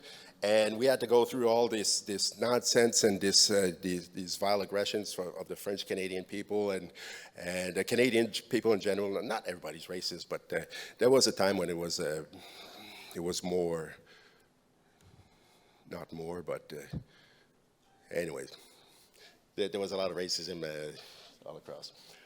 Up there, there's a picture of my family. I don't know if you see it. The one lower is my grandfather, and the one on the top right is my great-grandfather, Samuel Watso. He was in the basket trade, and they made a lot of money back then. And they came to over here in Vermont. They were down here by where's the lake? Down there? Oh, yeah, down there. Yeah, I'm an Indian. I'm supposed to know my direction. Oh, but they were down there doing baskets, and they were not in hiding. A lot of the narrative in Vermont is that we were in hiding. We were hiding from our culture and our heritage. We were hiding our family names. And Watso will not hide his family name, even though he's been persecuted through the racist governments of Canada and the United States. We stand tall, and there's a way to acknowledge our kinship. And when I talked to Akwesasne, we got links because in the 1759 Rodger's raid attack, the Benedicts, they would seek refuge in Akwesasne, and they came back after. And some stayed over there, so there are still Benedicts today holding the last family name. So all through these events, we all kept our family name. And the Watso, they arrived right after Rodger's raid in Odanak because we had to take care of business because, that's how we are. But the Watso family, they always kept that name, and they were always there. So on the bottom left, that's Jean-Baptiste Watso. That's my uncle, my mother's uncle, my great-uncle. He used to live in Odanak. Sa maison, où est-ce qu'il y a le terrain béni, c'est ça. C'est le coin là où est-ce qu'il y a I'm speaking in French, sorry. That's my uncle, and this was taken down here in Burlington in 1936. He wasn't played for the tourists, but yeah, his wife would make baskets all through summer. They'd make baskets in Odanak, come here and bring some splints, and they would do baskets. And he would stay here for 6 months out of the year, so he was not in hiding here in Burlington. He was standing tall and proud and saying, sharing his culture and heritage, because this is his homeland and his territory. Nobody was in hiding. So the man on his left or my right, that's my grandfather. He died in 1945 when my mother was in the womb of my my cookum. So this was taken down here. He has a bow and arrow. He would do crafts, and him too, you know. And he looks like my uncle Albert. Yeah, some Albert from Atlas. But anyway, that's my grandfather, and they would sell baskets. They made a lot of money. Why did the basket industry crash? Because the Indian agent back in Odanak in the 40s, he became jealous of the money that we were making. If you go to Odanak, you see downtown Odanak. Well, there's only 4th Street in Odanak there, but downtown Odanak, there's a lot of big houses and like New England style houses. They brought the style back home because they were making so much money. But the Indian agent, because the Indian Act came with an agent, each reservation had an agent that would administer the community. So the agent would come to Odanak, and they had to sell the basket to the agent, and he's the one that started to make the money, and that crashed the whole basket industry, and we went back to being poor, dirt poor, and thanks a lot, Your Majesty, the Queen. Anyway, so that's, and the little girl, that's my grandmother. That's Elsie Dauphiné. That's when she was young. That was in 1910. That was taken in Odanak. So she was from the Talmont family. There's a basket. That's a basket that it's a beautiful basket. It's a basket that my Aunt Barbara Ann makes. She's a great basket weaver. It's a wedding basket that she makes. So that's the one that I have at home, and I'm very proud of my heritage. Now, before I begin, I put this, it's called ad hominem fallacy, because I'm a carpenter by trade. I am not a scholar. I'm not I did not do the big studies. I'm like Jesus Christ, a carpenter. But no, I'm also very arrogant. No. But each time I speak, I'm told that since you are not educated and you do not have a university degree or you do not know what you are speaking about, hence your arguments are not valid. This is what I get from people in Vermont and people in New England and people in Quebec when I talk about cultural appropriation. Since I don't have the education, it's not valid. So that's why I put that here, because what I have to say is that important as someone who has a doctorate in Native Studies, because that's it.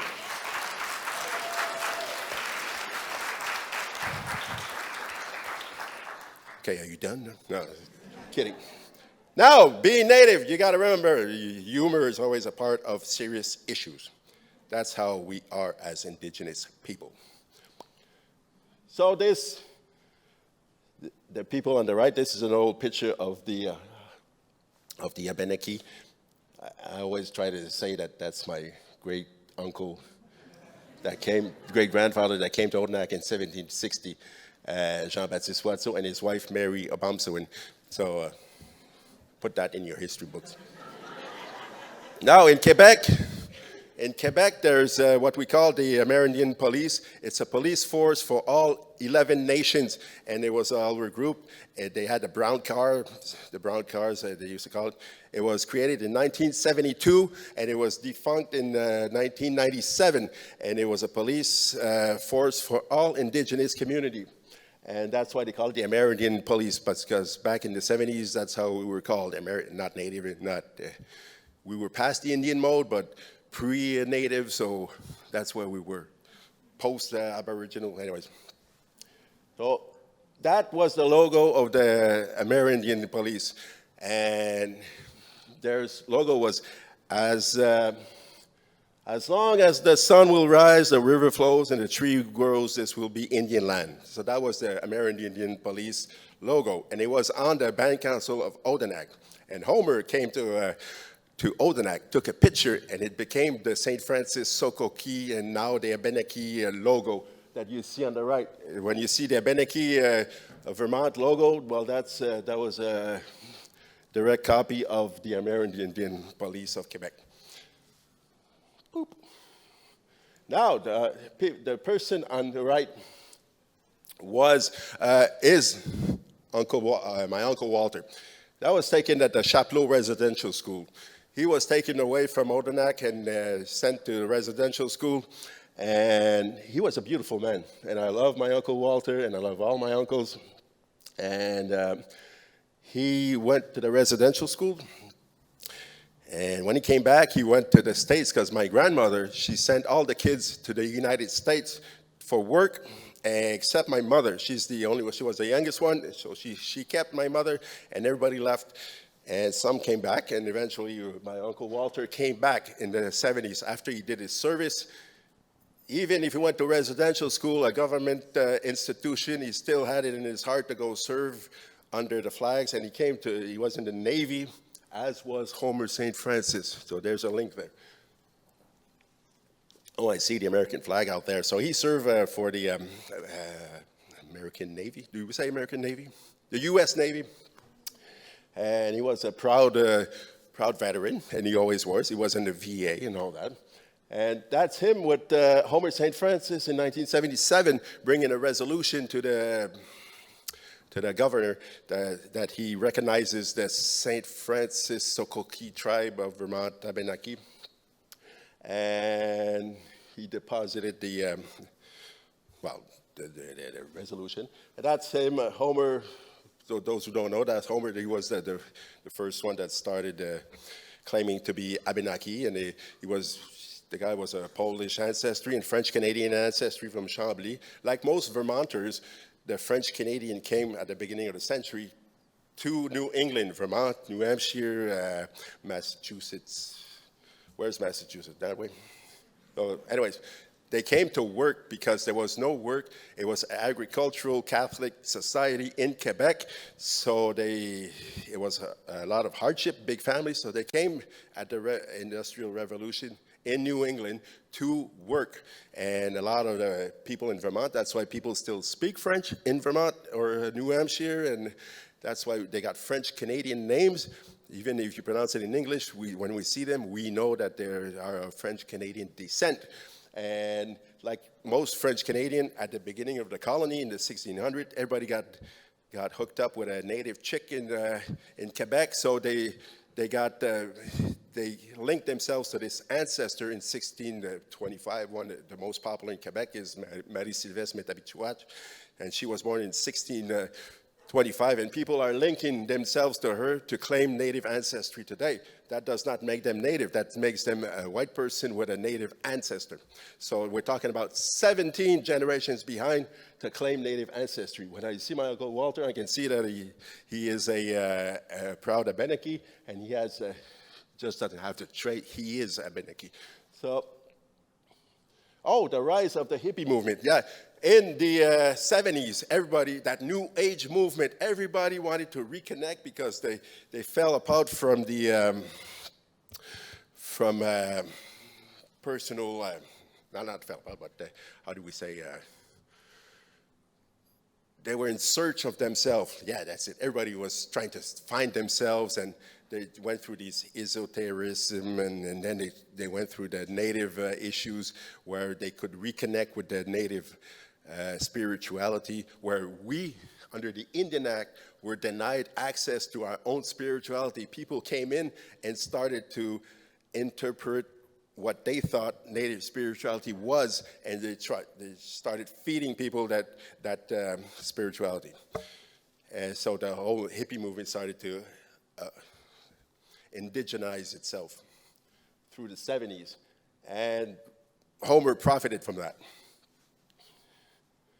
So in 2003, Gilles Obomsawin, who was chief of Odanak before Rick Obomsawin, who's not here today, but he signed a resolution. I can't read because it's kind of small there. Basically, it says the resolution of 1977 that my uncle signed is canceled by this resolution that says we do not recognize Homer St. Francis group or his pretensions on the territory. That was in 2003. Before, they went for federal recognition in 2005.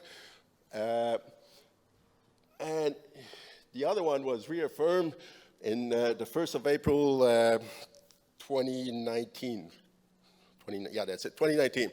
And This resolution states that on our Indakina, we do not recognize the tribe, the state-recognized tribe in Vermont, or those tribes in New Hampshire, or on our territory. There's about 34 different groups in Quebec that are trying to claim this native ancestry through that woman in 16-something, that they're claiming our history and using our history to validate their pretensions and falsely interpreting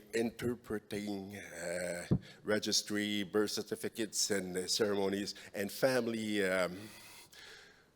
stories, and because even through all the hardship, the historical name has been around the state of Vermont and Quebec, and not just on the reservation, but all spread through the territory.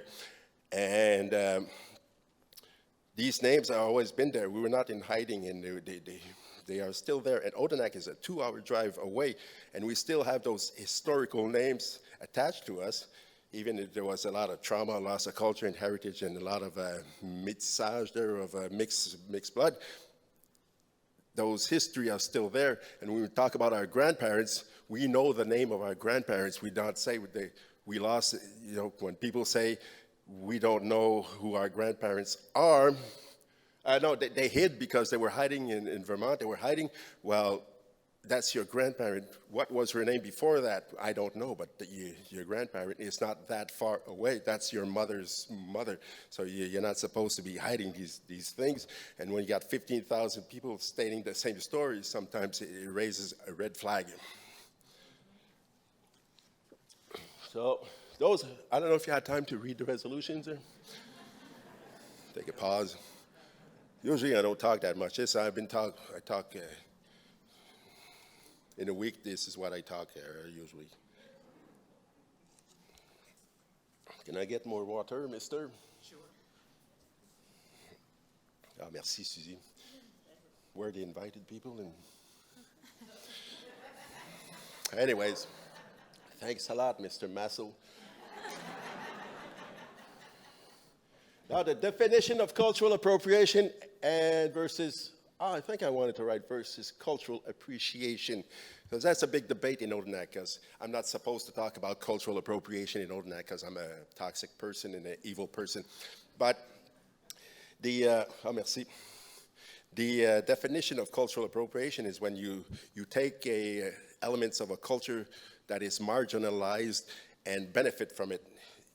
When people came to my community to learn about the stories, the language, the dances, the songs, and they came back to New England, when we started to ask questions, who are you? I said, well, it's a long story, it's complicated, I wasn't hiding. It doesn't work that way. We're indigenous people, it doesn't work that way. But they started commercializing our culture and heritage and benefited from them. They're not honoring our ancestor, they're profiting from our culture and heritage, and that went through all these traumas from behind, where we were denied access to our own culture. People are benefiting our culture over here. So the Chiefs Assembly, they talked about the Assembly of First Nation. Daniel talked about it. That's the organization that covers the 11 nations in Quebec and a political representation. They had to create this logo. It's called Identification of First Nation, Première Nation in French. That was to protect our storytellers, our artists, our businesses, our spokespersons, the people that do the land acknowledgement, because in Quebec, there's a big problem with that. Everybody's Indian now. It's a big fad, and the BIPOC people are insulted because, yet again, they're being pushed aside. We were second citizens, now we're pushing us aside to become third citizens. You understand? Yeah, because we are being told that we do not live our culture the way it should be lived, hence we were going to live it for you.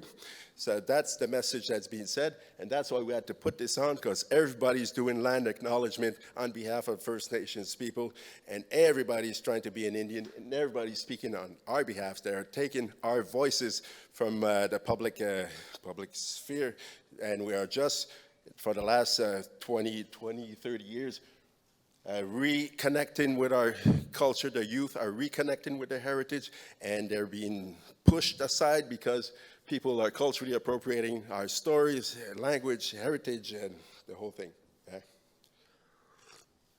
I got a picture of my baby, so she keeps me inspired.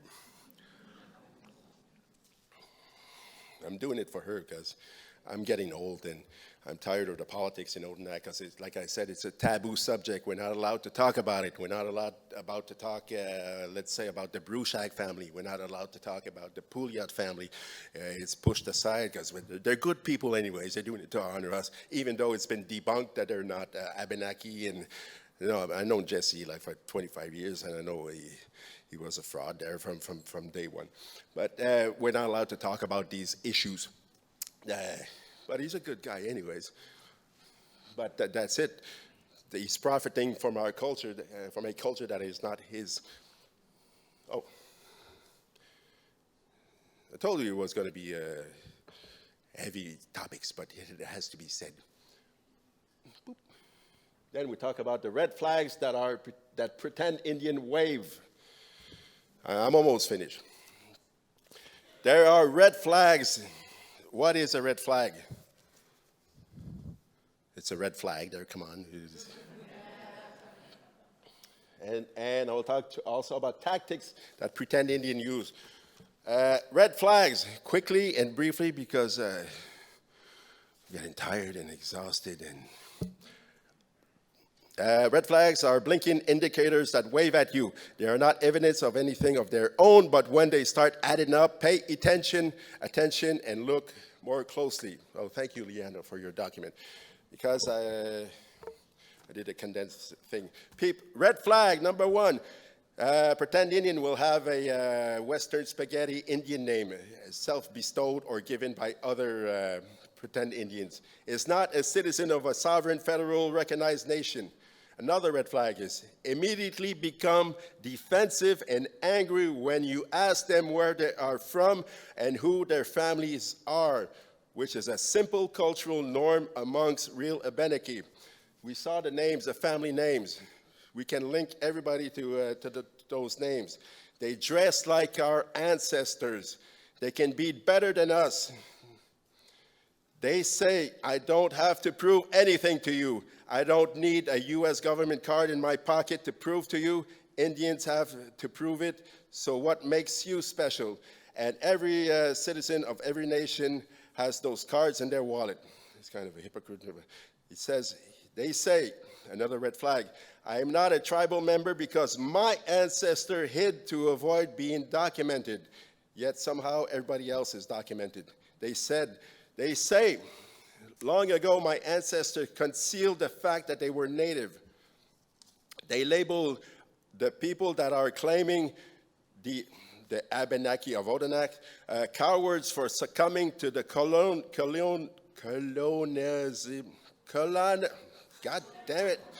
colonization, while claiming that their fake corporates posing as Indian nation rose above such abuse, and they fought back, but not us. We accepted this assimilation, but they were in hiding and they fought back.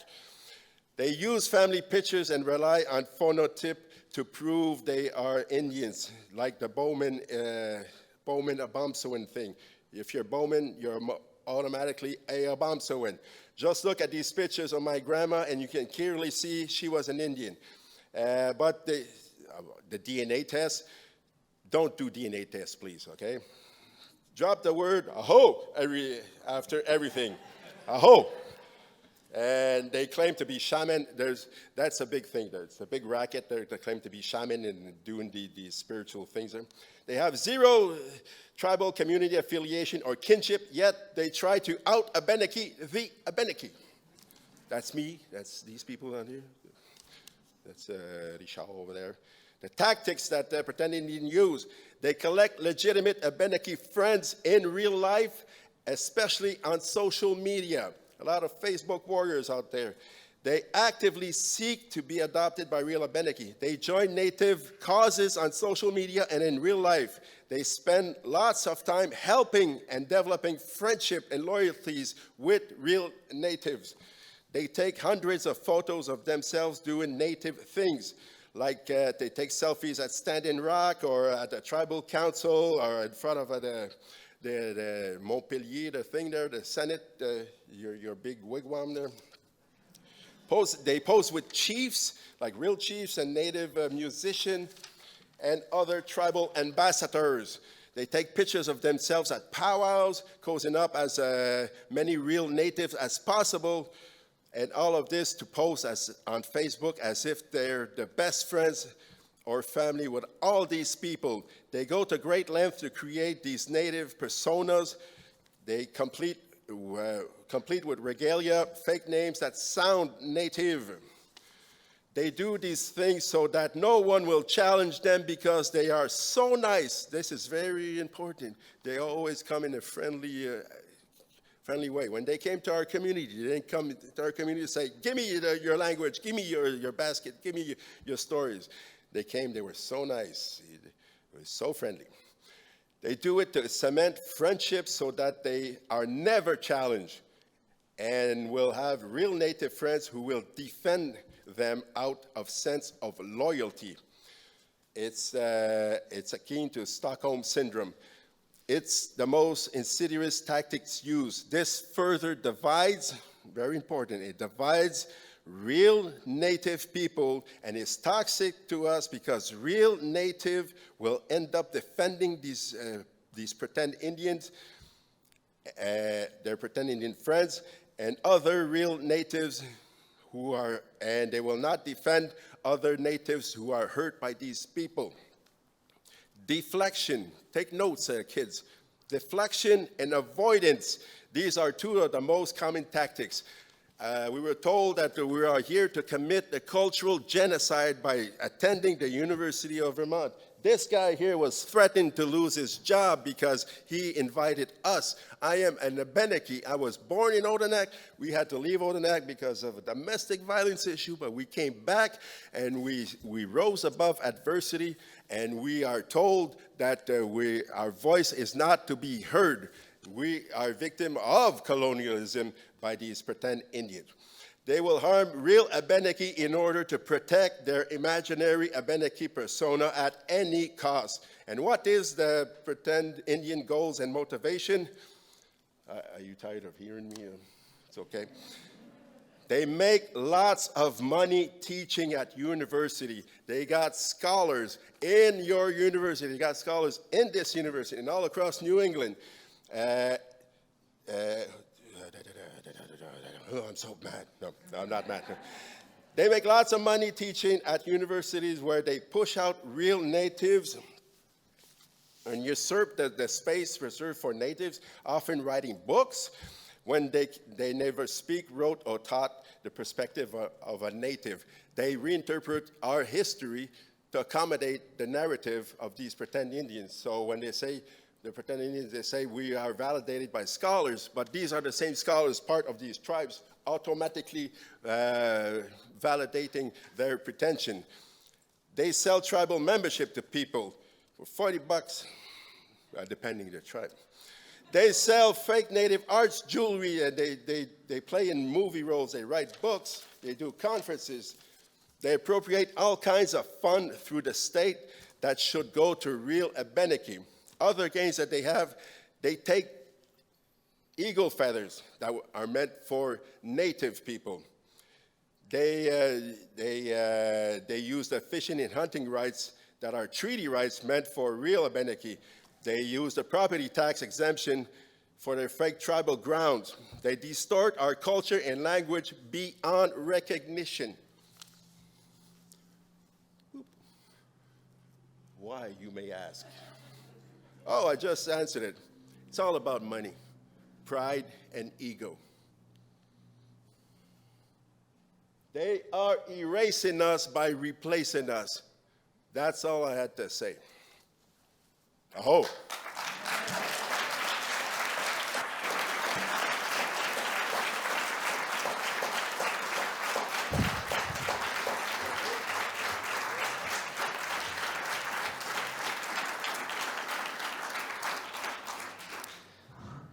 Thank you, Jacques.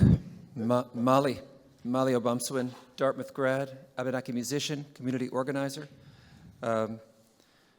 Jacques has certainly taken more than the requisite 15 or 20 minutes, but he had to say what he had to say. Molly, feel free to trim as you wish. Good luck. I don't know if that's going to happen. All right. Molly, you have the floor. Oyoni, Anthropology Maliaket Obomsawin, Nuji Odanak. My family is the Obomsawin family. I come from a long line of Obomsawins, and I live in Maine now, and I grew up in Western Maine, in Farmington. But I was born in Stratford, New Hampshire, which is on the upper Connecticut River. My family, my direct line, has always been crossing the artificial border since time immemorial, but especially in the last 300 to 400 years. And I want to talk about my family a little bit. My dad is Tom Obomsawin. He was born in New Bedford, Massachusetts, to Roland Obomsawin and my grandma Jean Poirier.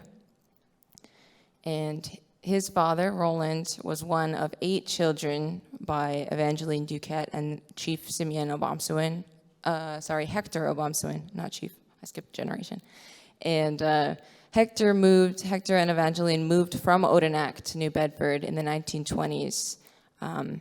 Half of their children were born at Odanak, and the other half were born in New Bedford. Hector was a guide for white hunters that would come up from America to go and hunt in the Canadian wilderness. And this was very common, a job that many Abenaki men from Odanak did during that time to make money. They would set up camps for the white people and show them where the deer were and teach them how to find firewood. They didn't know very much, I guess, these white hunters. Had to have everything done for them. And so in the 1920s, when Hector was doing that, he got an invitation from one of the white hunters that was there to come and move his family to New Bedford to work at the textile mill there. So the mill owner invited him and said, "We'll give you work and housing if you move yourself and your family to New Bedford." And so that's how my family came to the United States in the 1920s. And before that, Hector's parents were Simeon Obomsawin and Priscilla Laurent. Priscilla Laurent was a daughter of Joseph Laurent, who you heard about earlier, who founded the Abenaki camp in Intervale. He also wrote a very well-known book called Abenaki New Familiar English and Abenaki Dialogues, a language book, a very important one for preserving our language.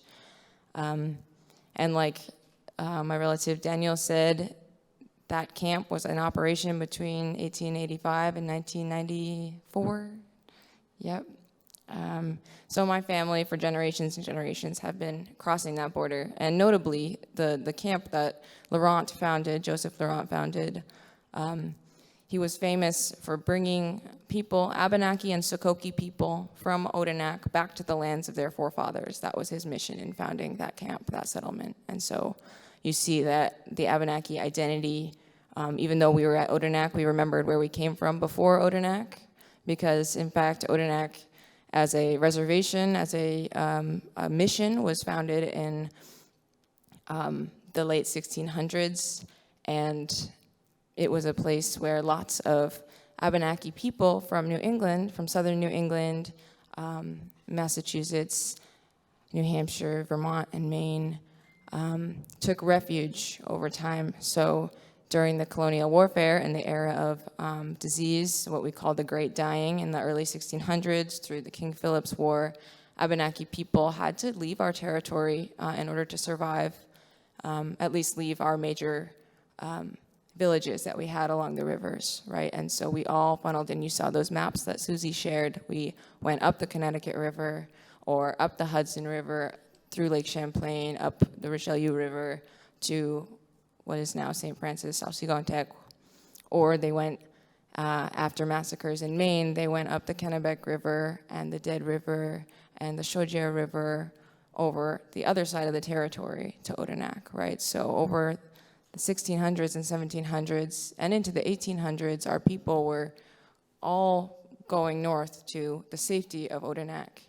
And so the identity of people from Odanak comes from all across New England, so-called New England, Dakina, in addition to surrounding territories on the Canadian side as well.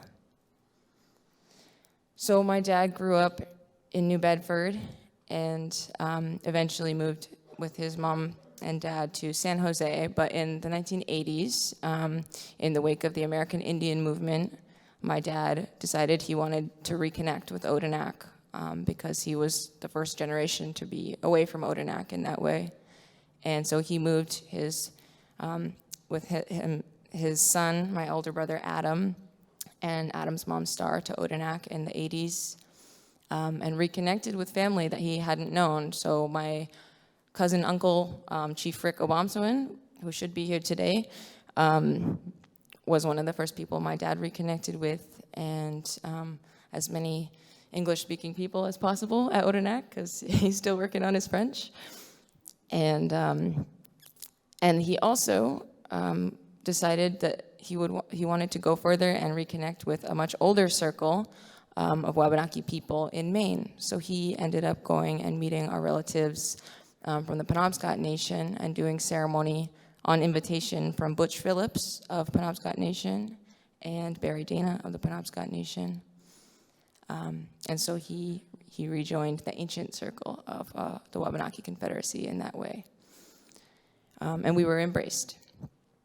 And I want to take a second before moving on to, we haven't really given, and it's dangerous territory to define indigeneity, but I want to put forward a definition that matriarchs from the Wabanaki community and as well as a dear friend of mine from Oneida have given me as a definition for indigeneity, because I think it's really important to these conversations today. Indigenous peoples are communities. We are based in collectivity, right? So indigeneity is a collective community identity and not an individual identity. It's not based on DNA. It's not a race. It is a community. That means that you cannot claim to be indigenous if the indigenous community doesn't claim you back. That's the meaning of belonging to an indigenous community. And it's difficult often for white systems to understand this because they are based on the individual, and identity is considered a form of property, an asset, a value. All nations determine citizenship differently, and we all have our own processes. Some use blood quantum, which is controversial. Some use lineage. We all have our policies for recognizing people and for people who have been disconnected from the community. Like we talked about earlier, every nation has a process for reconnecting people because through colonization there has been a lot of damage done and intentional disconnection of our relatives. So my work as a young person and hopefully for the rest of my life has been in doing land rematriation work in Dakina, in Wabanaki territory. I do environmental justice work and media work that covers ongoing issues in Wabanaki territory. And I also work to build solidarity among Wabanaki people, other racialized groups in the territory, and allies. In a lot of this work, I have had to spend a lot of time studying Abenaki history, because as I show up as an Abenaki person in a land where my people are not recognized federally, I have to explain who I am and where I come from. Especially as I've gotten to know my Wabanaki relatives from the other nations based in Maine, so the Penobscot, the Passamaquoddy, the Mi'kmaq, and the Maliseet people, or Wolastoqey people. I've had to come prepared to explain hundreds of years of history that the school system failed to teach anyone in the United States about who the Abenaki are, because we are conveniently excluded and expelled across the border. So even our kin have limited interactions with us and limited knowledge with us at this time, in this century. That was not always the same. I've had to rely on written sources, histories, census, and church records. And I have also received firsthand history and experiences of living memory, I suppose, from elders in the communities that have been kept, and in our stories. But we all have to rely on documented histories to understand who we are, to some extent, because colonization has done such damage in keeping our records, and no one escaped this. That's why Jacques said, we have the records. Every other Native nation has some form of record keeping, right? No one is purely based on oral histories. But in the Northeast, this is a long history, a colonial history that crosses a border or is crossed by a border, and it's told in multiple languages, and it can be very hard to trace what has really happened in the Northeast. On top of that, the US education system has done a terrible job, and they have promoted erasure narratives, misconceptions, and the mistakes of historians that have compounded on one another. So there is deep confusion here about Abenaki identity, who the Abenaki people are. And simultaneously, as my relative Jacques was explaining, there has been a rising movement of race shifting or pretendians, groups of white people that may have a Native ancestor from long ago, deciding to form communities around this hobby, this interest in uniting around distant ancestry or made-up stories. This is also called white settler revisionism, and it is existing in the context of identity politics, and it is perpetrated by groups of people, like I've mentioned, and also individuals, particularly in academia, where they see an opportunity to further their career or get social capital or political capital by identifying this way, right? We've all heard of, I have an Indian princess Cherokee grandmother, or I have high cheekbones, therefore, or, the Elizabeth Warren isms. And that's very unfortunate for Native people, of course, because it has created it has legitimized a way of identifying indigeneity based on DNA tests or based on oral histories that may be fabricated and can't be proven, or on phenotype, what your nose looks like or your cheekbones look like, right? And it has made this commonly acceptable in the public consciousness. So in the context of Vermont and New Hampshire, when I've been doing my work and I have identified myself as Abenaki, most often people ask me, oh, are you from Vermont and New Hampshire? Are you affiliated with these tribes? And growing up, I was raised to think that all Abenaki people knew each other, right? Because my dad is from Odanak, and because if I didn't know someone, I could be like, hey, Dad, who's that? And he would tell me how they're related to us. And I thought I should know who these people are if they're part of what I am. But the situation that we're in today, with several tribes identifying as Abenaki who are not recognized by Odanak, and the people who have been Abenaki since time immemorial, is a long story, and it has an origin point at Missisquoi, which is close to here. And my family has a history with Missisquoi as well, a long history, and in fact, I would not exist without Missisquoi. So my parents met at Missisquoi, where there was a community of people organizing around the idea of unceded Aboriginal rights and title. My dad heard about this shortly after he reconnected with Odanak in the 80s. He heard that there was people organizing, that there was a treaty, that people were trying to get a land claim, all these things, and he was inspired by AIM, and he decided to go down and see how he could help. So he went, and he learned that there was the organizing that was happening was around a lease, a 91-year lease called the James Robertson lease, which was signed in 1765. And on that lease is a Joseph Obomsawin. So we had a direct ancestor that was there and that had signed a 91-year lease that also preserved indefinite Aboriginal rights to that land after the 91 years had passed. And so my dad said, well, I'm going to go down because that's my rights. I'm the inheritor of that that lease.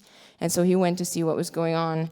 And in my research, you know, it's not often that we get statements from our actual ancestors in their words in the colonial record. And in this case of Missisquoi, we have that. So I wanted to share their words from 1766 from a meeting with the governor of Quebec on Ile Lamont.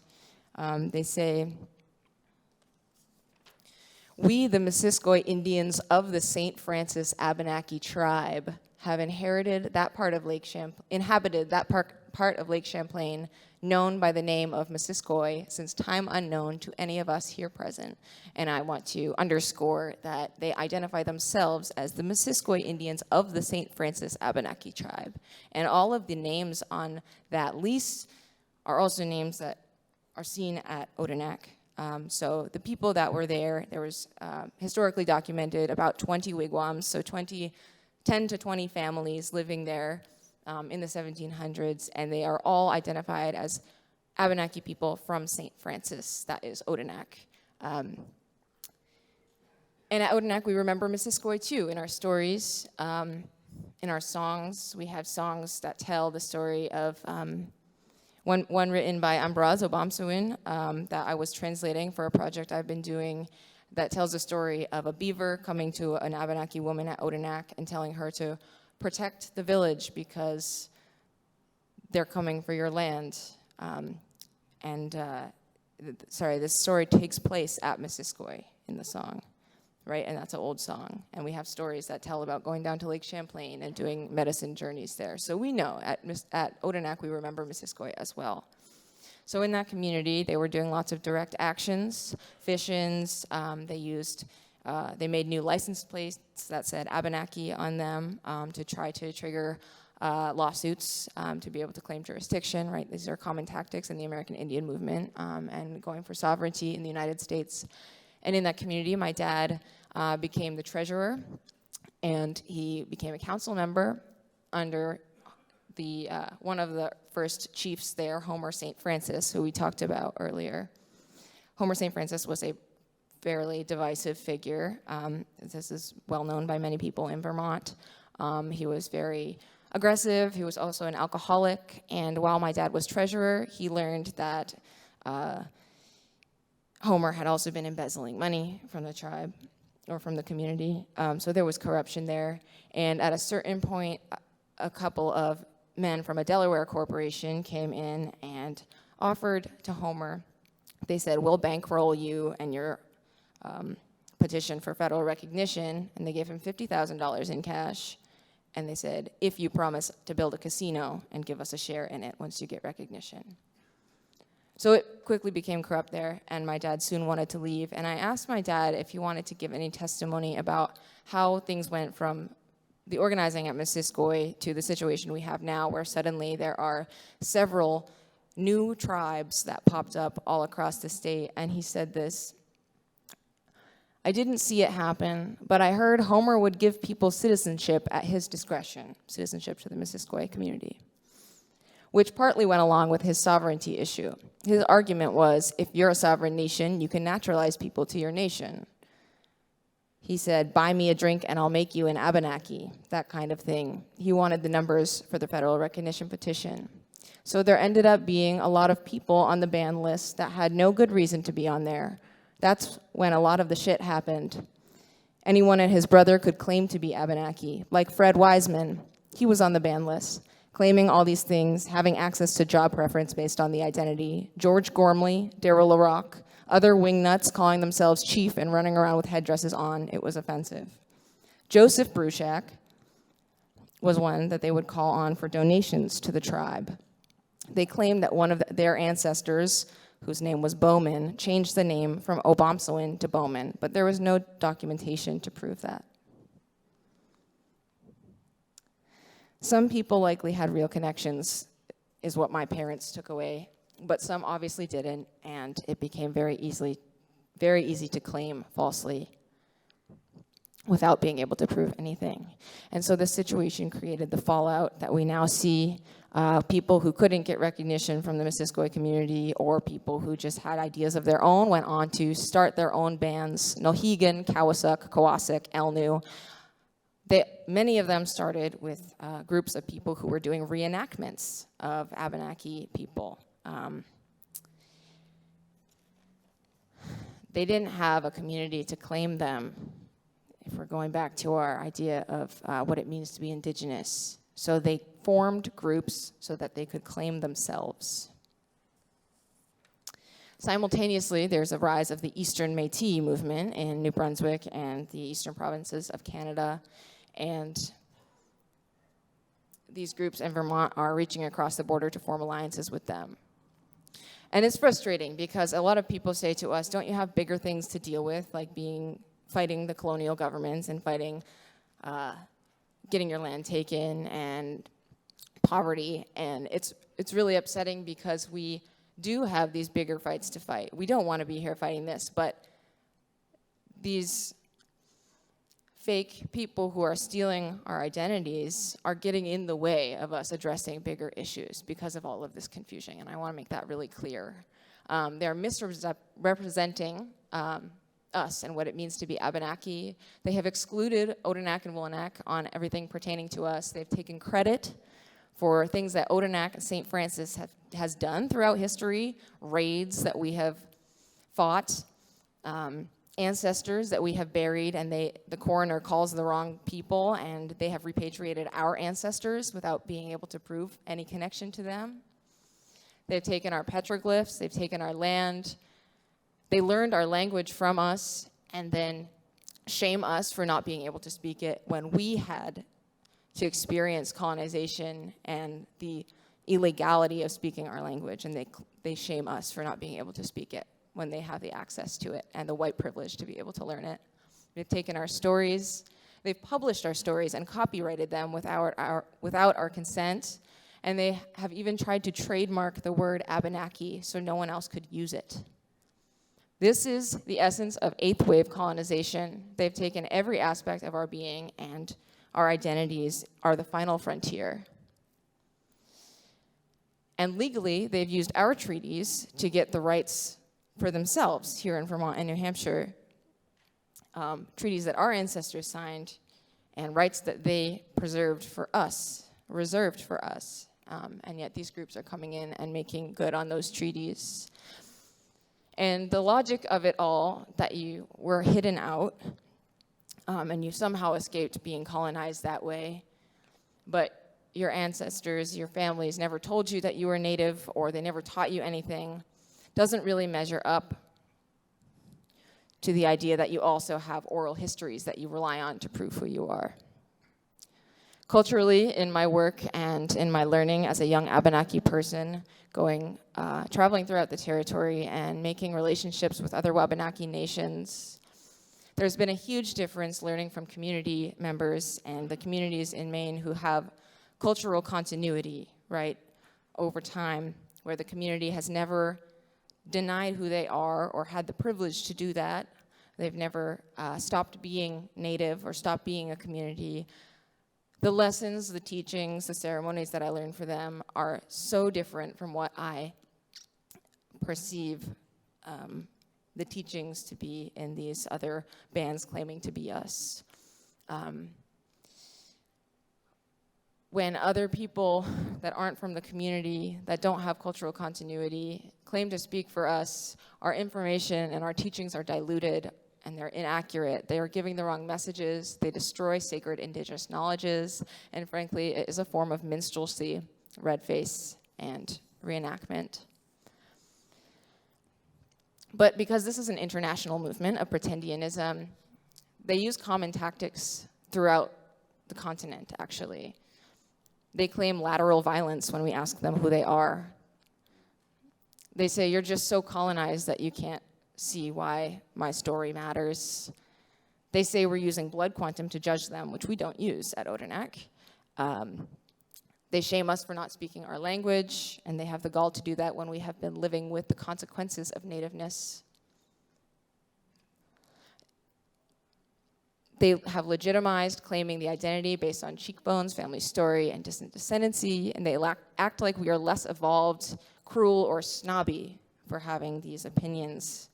And it is also an intergenerational movement at this point. So there are second-generation pretendians who have been brought up believing that they truly are Abenaki, and that is an extreme betrayal by their families, their own parents, to teach them that.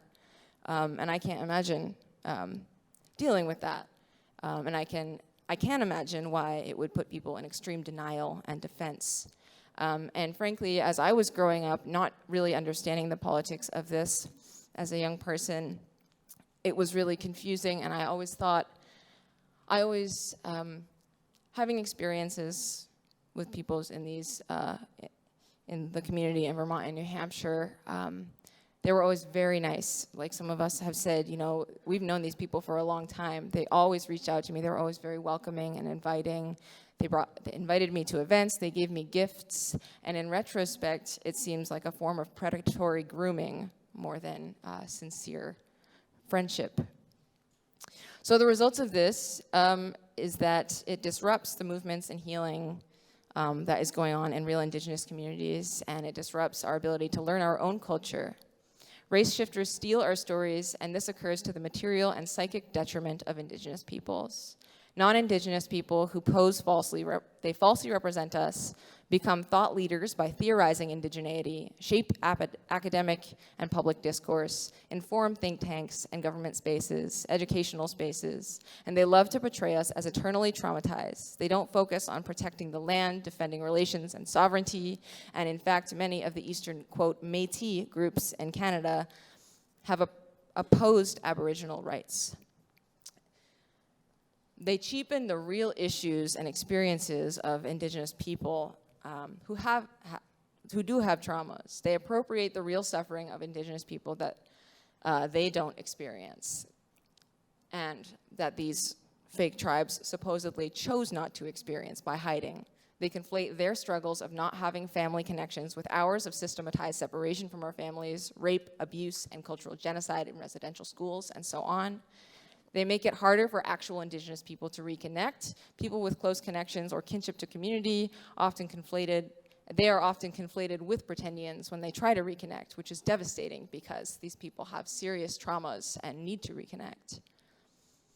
They disrupt the solidarity work that we're trying to do among other Wabanaki nations, specifically getting land back and starting food sovereignty programs, and they confuse the more distant nations in the Wabanaki Confederacy who don't know what's going on. And I'm going to tell a brief story. I know I'm really going on here. I've inherited this skill from my ancestors, clearly.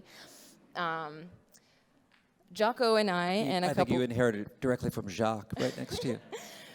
Jocko and I and a couple of Wabanaki matriarchs were on a Wabanaki Confederacy call in the last 2 years, and we wanted to raise this issue to other members of the Confederacy.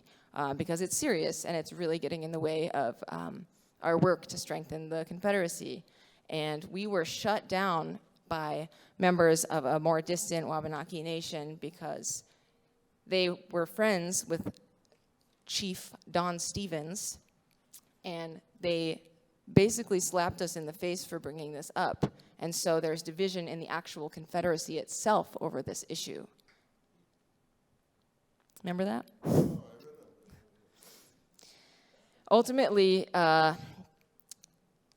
this movement of pretendians obstructs the truth. It disrupts hundreds of years of Indigenous efforts to see one another, to have alliances, to be seen, and to see justice. And frankly, it has made me ashamed to call myself Abenaki here, because the association in the United States is with these people, so thoroughly and shamefully misrepresenting us and what it means to be Abenaki.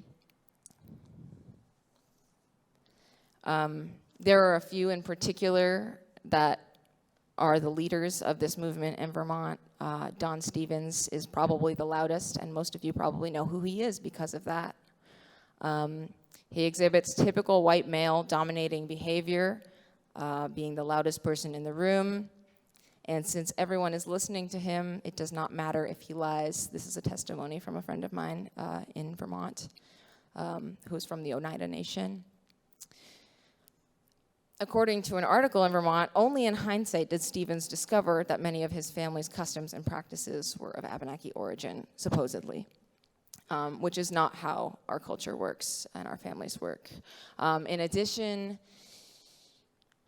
I have friends working in racial justice movements and environmental justice movements, food sovereignty movements in Vermont who have applied for grants for Black, Indigenous, people of color land access. And when the bill was introduced, Don made a big speech for the Committee of Native American Affairs saying that these Black and Indigenous women were racist for not consulting him. He was getting territorial to Black and Indigenous women working on land justice and land that's not his.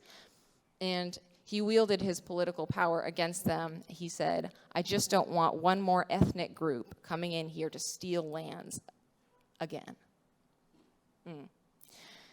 Another that is the spokesperson for these tribes is someone that I've had a friendship with named Rich Holshoe, who admitted to me on the phone that he is not Indigenous. He has one ancestor from the 1600s, and he doesn't know what tribe she was from.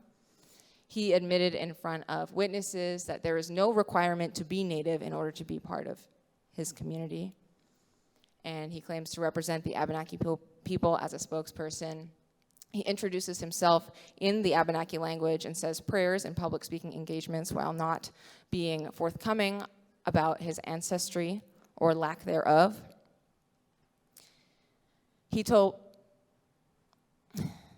I'll stop there. One more that has caused offense to Wabanaki women in public is Marge Bruchak, who advocated for Indigenous women reclaiming the word squaw.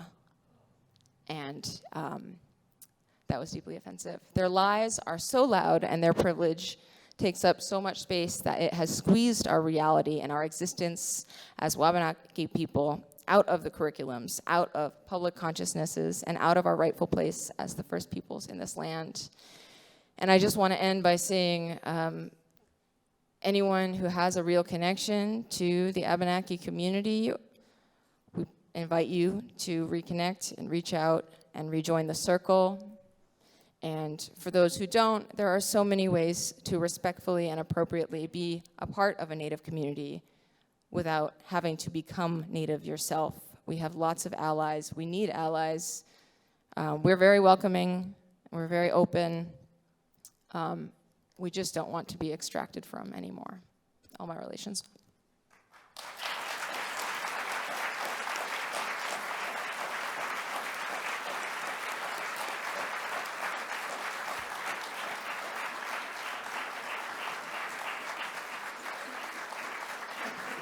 Thank you, Molly. Thank you, Molly. Just Crea. Well, thank you so much for having us. I think this discussion is of utmost critical importance. To hear these voices of my relatives from across this arbitrary fake border. I am Indaluizi Gunixis Nojeawe Banawebskik Gunik Nidudem. So my mother is Barbara Giammarino, a member of the Penobscott Nation. Actually, my grandmother, June Ranko, still has her craft shop in Wells, Maine. And so when I hear the stories and the pictures of the basket craft shops in York and Ogunquit, my great-grandparents also had a craft shop in Ogunquit, and Wells is the neighboring town. Our craft shop is still there. So this is how we are reconnecting. I actually just met him last night, Daniel.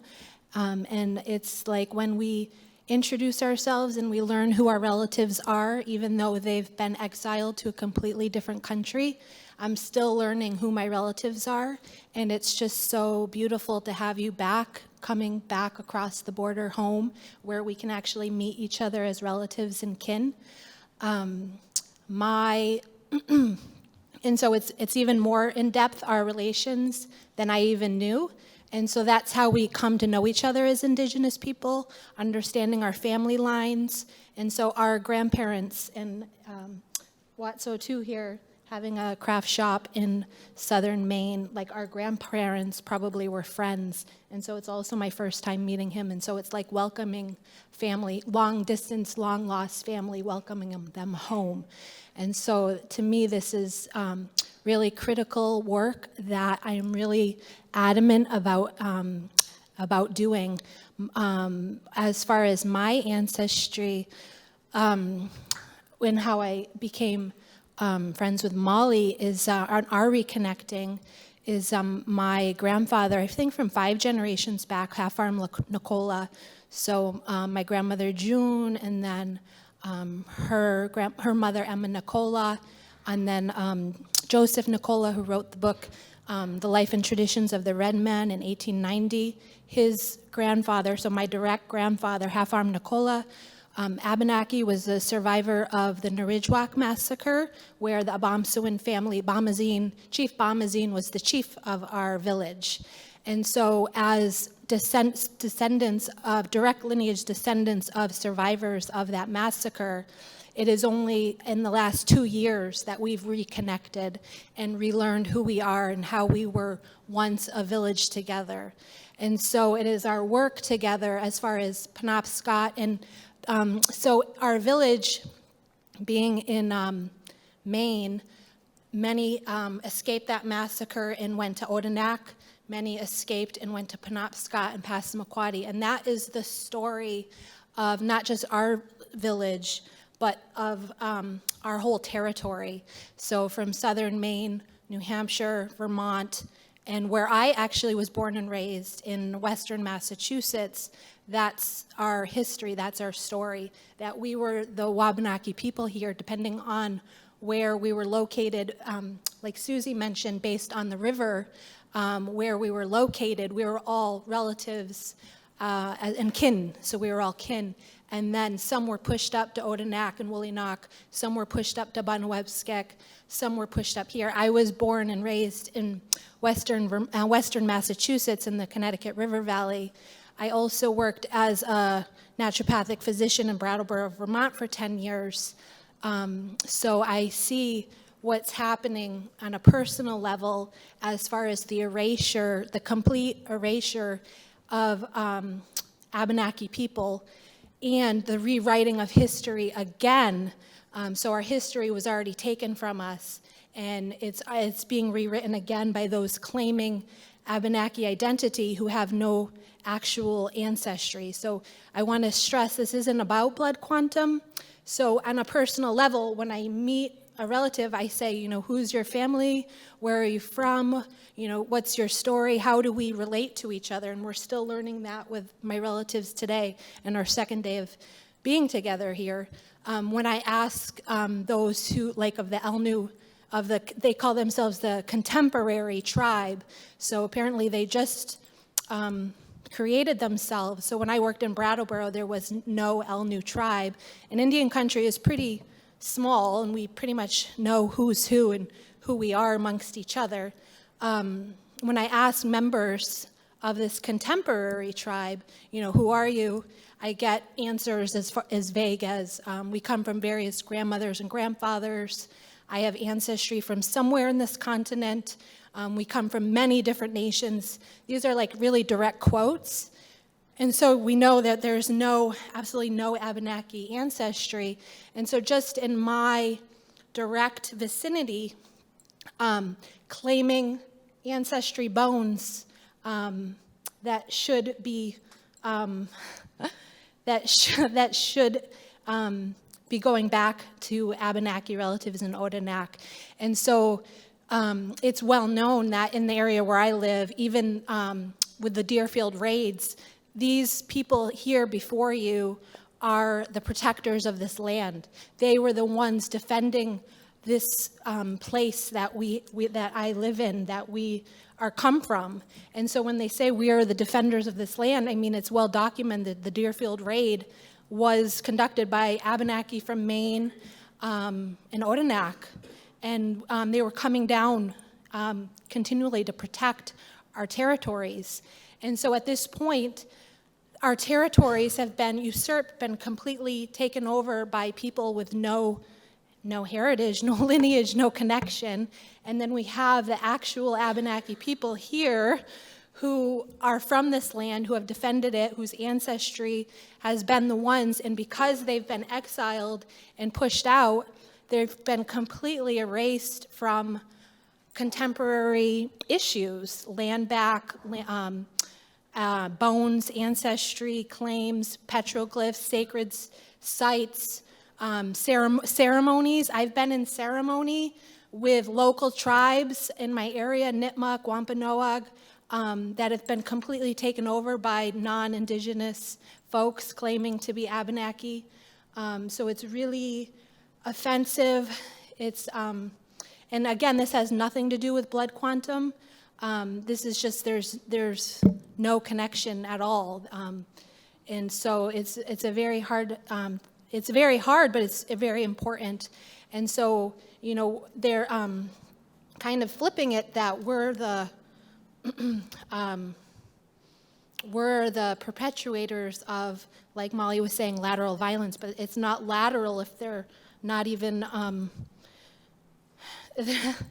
they're non-native, they're, you know, white folks. So it's, and it's, again, not about blood quantum, and it's about what's right. And so my deep concern is that the rightful people are brought back home to their original homelands.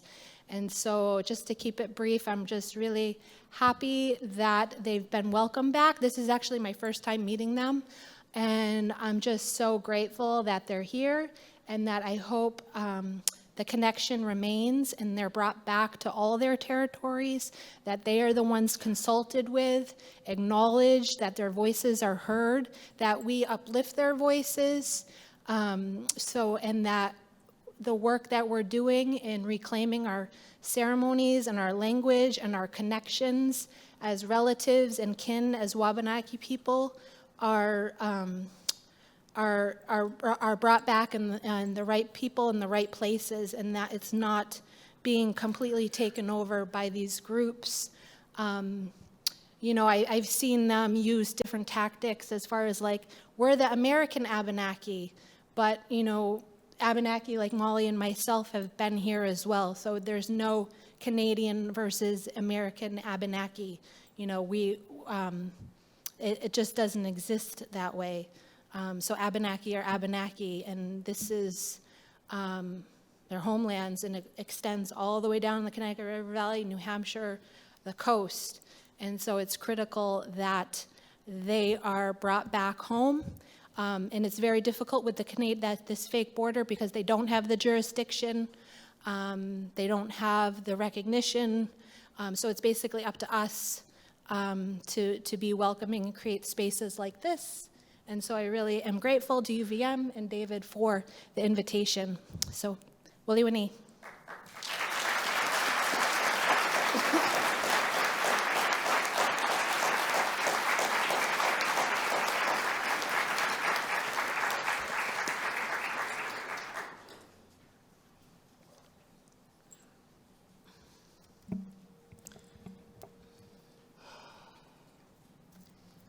Thank you, all three of you. Thank you. Thank you for your comments. I'm not going to cry, Jacques. I'm wondering what to do in terms of time, though. We're close to the... They write the questions? Close to the end. We got a couple of questions. Would you like a question, Jacques? We could ask a question or two, but I think it would be... we're not going to have time for more than 2 or 3. Feel free to collect a few, Anna and Clara, if you'd like to, absolutely. But after this information, I'm going to ask Daniel and Jacques to close out with some music. We could do a question or two, but then we'll do some music.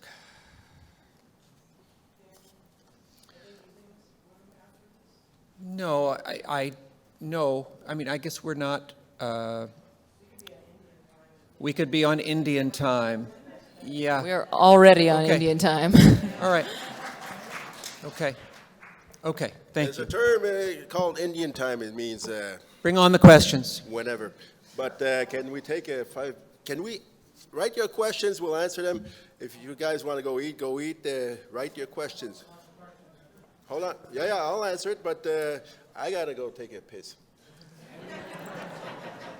Do what you need to do, Jacques.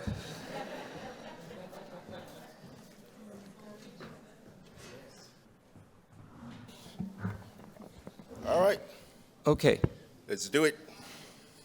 so we ended the first panel with a question, and we can go right to that one, which was to paraphrase what would improve, what could be improved, what might be done to improve, thank you, the relationship between the Abenaki of Odanak and the state-recognized tribes in Vermont. Well, 10 years ago, we were down here in, how do you call it? Montpelier? Montpelier? Montpelier at the Senate for Senate committees and to have our voice heard within these panels of state recognition. And we were shut out, and we were told to shut up, n'est-ce pas? Because we're not from the state of Vermont. It was purely a political decision to go through this process, and they went through the federal recognition of the process of the Minister of Interior, and they were canceled out in 2005. So they reestablished the rules and regulation, but amongst themselves, it was purely political because the state of Vermont is not, they don't know native issues. They don't know native legislature. So when the Odanak tried to voice their concern, we were shut out. And the 4 tribes that were going for state recognition were the only one being listened. So the narrative of the discussions were being falsely discussed with the state representatives, and they had their scholars, but like I said, their scholars are from these groups, so they kind of auto-validate their perception. So how do we heal from this? Well, we accepted these people in our community, because that's what we do. Even with all the racism and all that, we were very welcoming, you said. And you guys came to our communities. We shared our stories. So they ended up, like you said, in a trademark. The guy is worth a couple of millions off of our stories. They came for our songs, our dances. My Uncle Freddie taught them to carve. They came for the baskets. They came for and then once, like you said, once they got what they wanted, I forgot to mention my Uncle Walter. Once Homer had used and abused him, he profited from my uncle, because he was a welcoming person. And once he got what he wanted from my uncle, he pushed him aside, so he didn't need his native friend from Odanak no more, because he became the grand chief, the grand boo-boo of New England.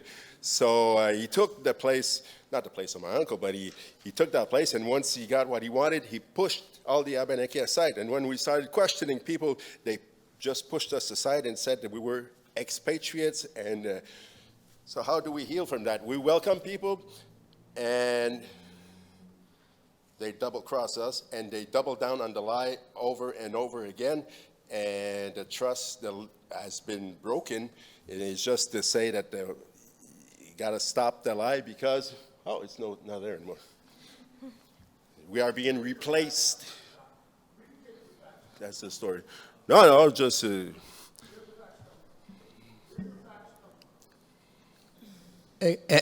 Excuse me. The slide? The what? The slide? No, I don't need the slide. I just wanted to, so that's, it's a hard process. And then again, we got it, like Don Stevens once said, Odanak will come crawling back on their knees to relearn their culture and heritage from us. So how do we share after we've been told that? We being told by the same colonialism is being used against us by these people.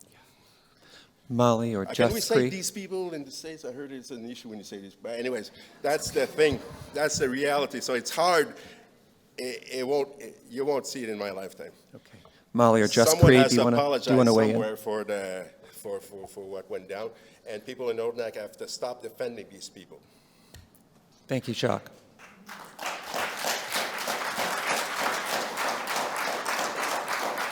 Molly or Just Cree, do you want to weigh in? I was just going to reiterate that the harm is still being done. People are still taking credit for things that the St. Francis Abenaki did, showing up and saying that actually it was the Elnu or the whoever, and they're still publishing our stories without our consent, and they're still disrupting our Confederacy meetings, and so there's no healing until the offense stops.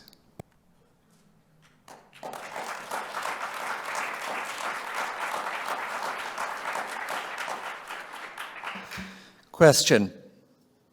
Do you advocate for Vermont to revoke state recognition of the 4 tribes?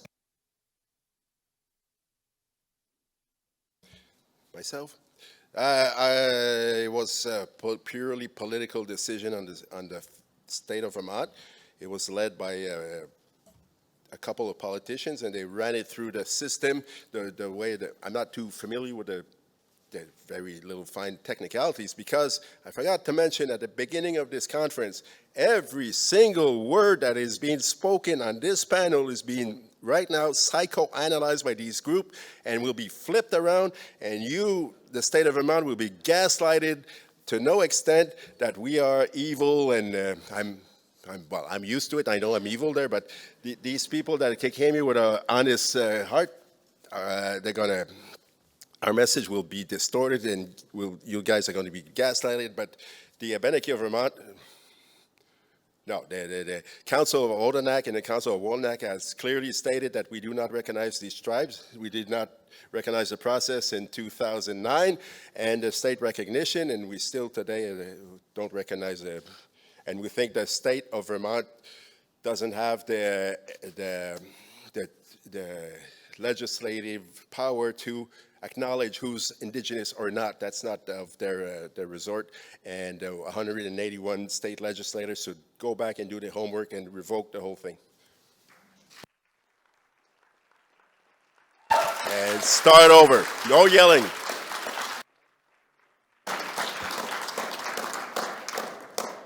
Molly? They are people with native ancestry in the state of Vermont. We know that, but you got to show kinship, and it's not with a 17th century or a 16th century ancestry that you can claim these native rights today. It has to have Continuity. it can't continue with.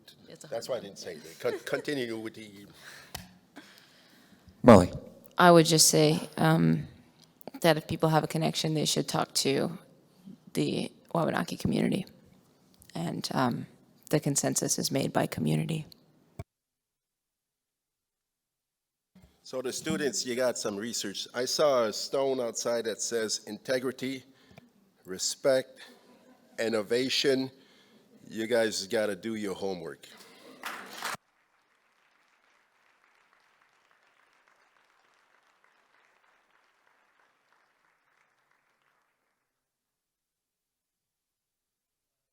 Our tech team, any action that I should know in terms of, I know Ghislain Picard had a statement that he wanted to share. Is that shareable? You're working on it. Okay, question. How can white Vermonters help? What's your opinion on the best path toward repair and reconciliation in this state? Well, you can send money to buy my soup. Well, it's to listen, like you're doing today. Listen to the voices, not just one side of the story, because state of Vermont has been force-fed for the last 10 years, ever since the state recognition, but even before, but for the last 10 years, like I saw in your paper that was Don Stephen is the most outspoken, and he speaks and he speaks and he speaks, and so he's the only voice on the market, so he becomes the truth. And when a kid is in school and he receives these people and they tell the stories and they come back home, they don't question the validity of what is being taught in schools and whatnot, because it's validated by scholars, but scholars who are self-proclaimed Abenaki, and it distorts the reality. So what is to do? You have to do your homework and you have to ask the questions. Like I said, people will get angry because when you say, well, if you're a white Vermonter and say, are you Abenaki, but from where? You have the right to ask those questions because there's public fund that goes to those groups. And once you claim publicly that you're Abenaki, you are a public person, and you are not doing an aggression against people, because I hear that you're aggressing me. It's racist to ask. You're reviving my traumas that never existed, but you're reviving my traumas. So they use tactics to deflect from the subject, which is cultural identity theft. And you have to do your homework, but you have the right, and you have the right not to feel pressured or feel like you're committing a racist act by asking, are you truly native? Because there's a lot of pretend Indians and fraud on the market, and you have the right and the legitimacy, because this state is a shared state with the settlers and the indigenous people of this land. For the last 400 years, we've been living side by side, and there were mixed marriages, and there still are mixed marriages, so you have the right, and because it's your state too. It's not just my state, because I'm claiming Burlington, it's mine now. So you have the right, and you have the right not to feel pressured to say you are racist, because that's a deflection tactic to steer away from the real issue of cultural identity theft. Can I say something really quick? Yeah, We're in an educational institution, and the U.S. education system has utterly failed, as I have stated, in educating about this. But the histories are written. The documentation is out there of this history. It may be written in French, which could be an assignment for a translation student, perhaps. But I think that it should be required in the schools throughout Indakina to teach the indigenous history of the area, the Wabanaki history, and I think that would solve a lot of problems because people are susceptible to the weaponization of public ignorance on this issue.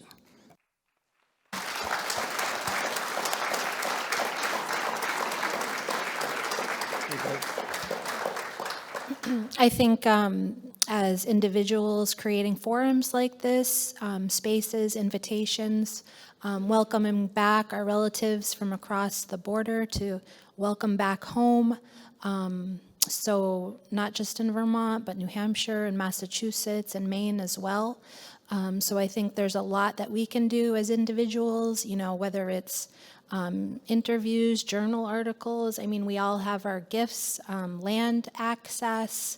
I think that's a really important piece as far as our relatives, even the question of what are you doing as far as the ash trees, welcoming them back to their territories where they can reconnect with not only us and their Wabanaki relatives, but also the land from where they come. The water sides, the swamps, the forests, the ocean, welcoming them back to these places where they can connect with the land again. For me, I do a lot of work with land healing and healing in general. And so for the land of our ancestors to heal, the indigenous people who came from this land, they mentioned how they come from the ash trees, that is of this land. And so they need to return back to their homelands. And so we all have a part to do as far as,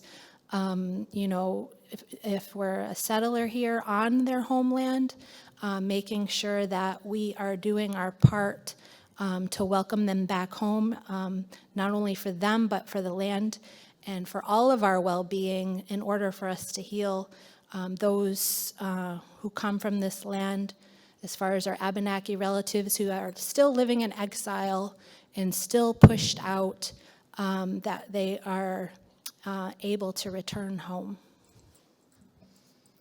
Question.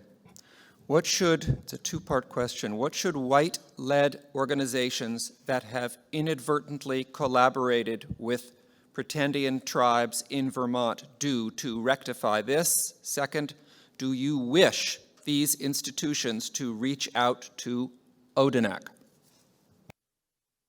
Yes. I second the motion.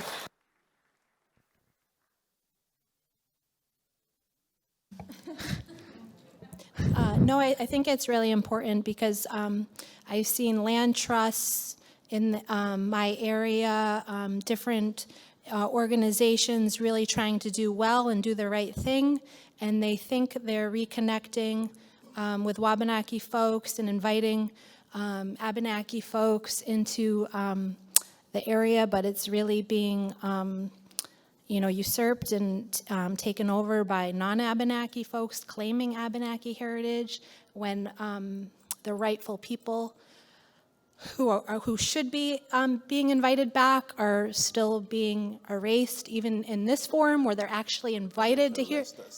Yeah, where they actually have been invited to hear our voices. There was like incredible pushback just to have them here today. It was like unbelievable.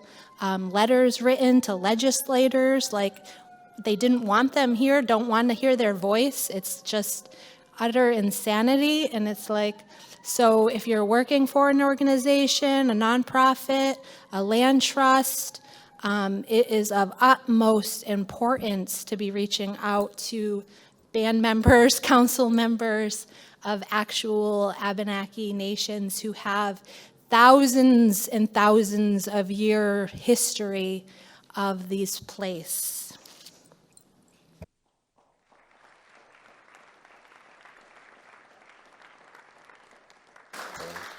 That's a good question because I don't want these organizations that were well intended to feel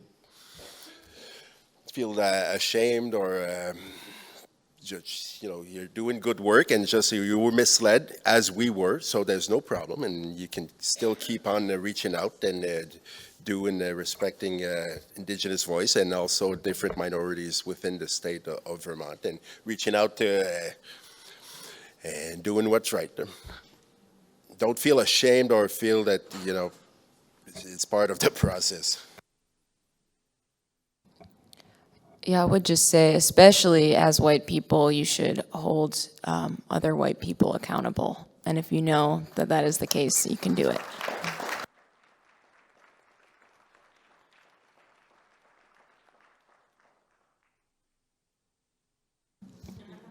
Last call on the tech team. How are we doing? Can you roll that comment, please? So I understand that Ghislain Picard has a comment on video. Can you roll it? Can you play it? Thank you. If you need to remember who Ghislain Picard is, his bio is in your program. He is a regional chief. He represents 43 First Nations chief across about a third of Canada, Quebec and Labrador.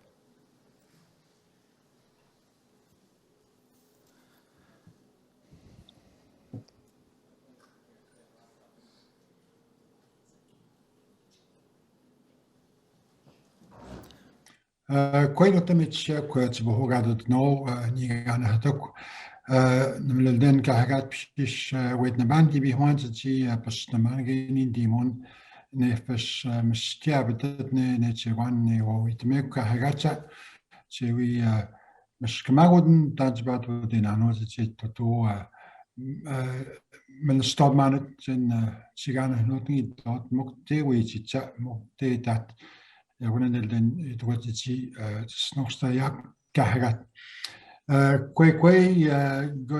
good morning to everyone.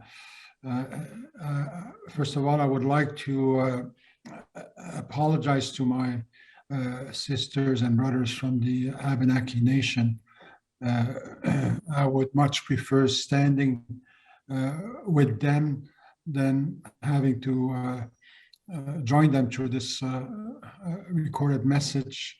And certainly greetings to all of you on behalf of the leadership of my region, the Québec-Labrador region of the Assembly of First Nations.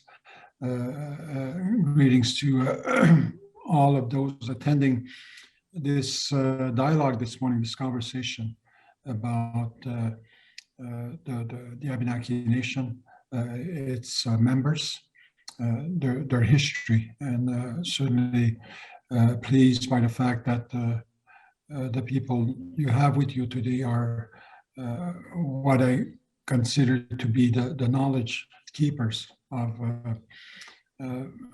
that much rich history about their peoples. Just as a brief introduction, my name is Ghislain Picard. My official title is Chief of the Assembly of First Nations, Quebec and Labrador. But first and foremost, I'm a member of the Ino Nation. The Ino Nation occupies a vast area in the eastern portion of the province of Quebec and extends way beyond the provincial border of Quebec and Labrador. And these are our traditional homelands. And I have the privilege of serving 10 different nations in our region, 43 communities. And the two Abenaki Nation communities in Quebec are part of those 40 communities. So I'm very pleased to be able to share some thoughts in terms of the issues that you have invited your guests to speak on. Let me say this as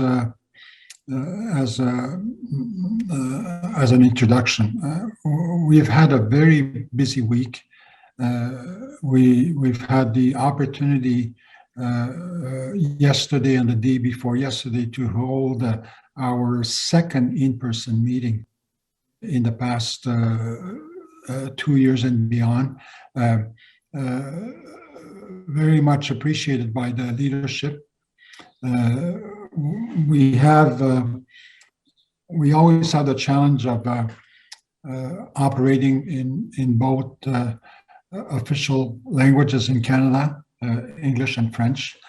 So every time we meet, we have to overcome that challenge.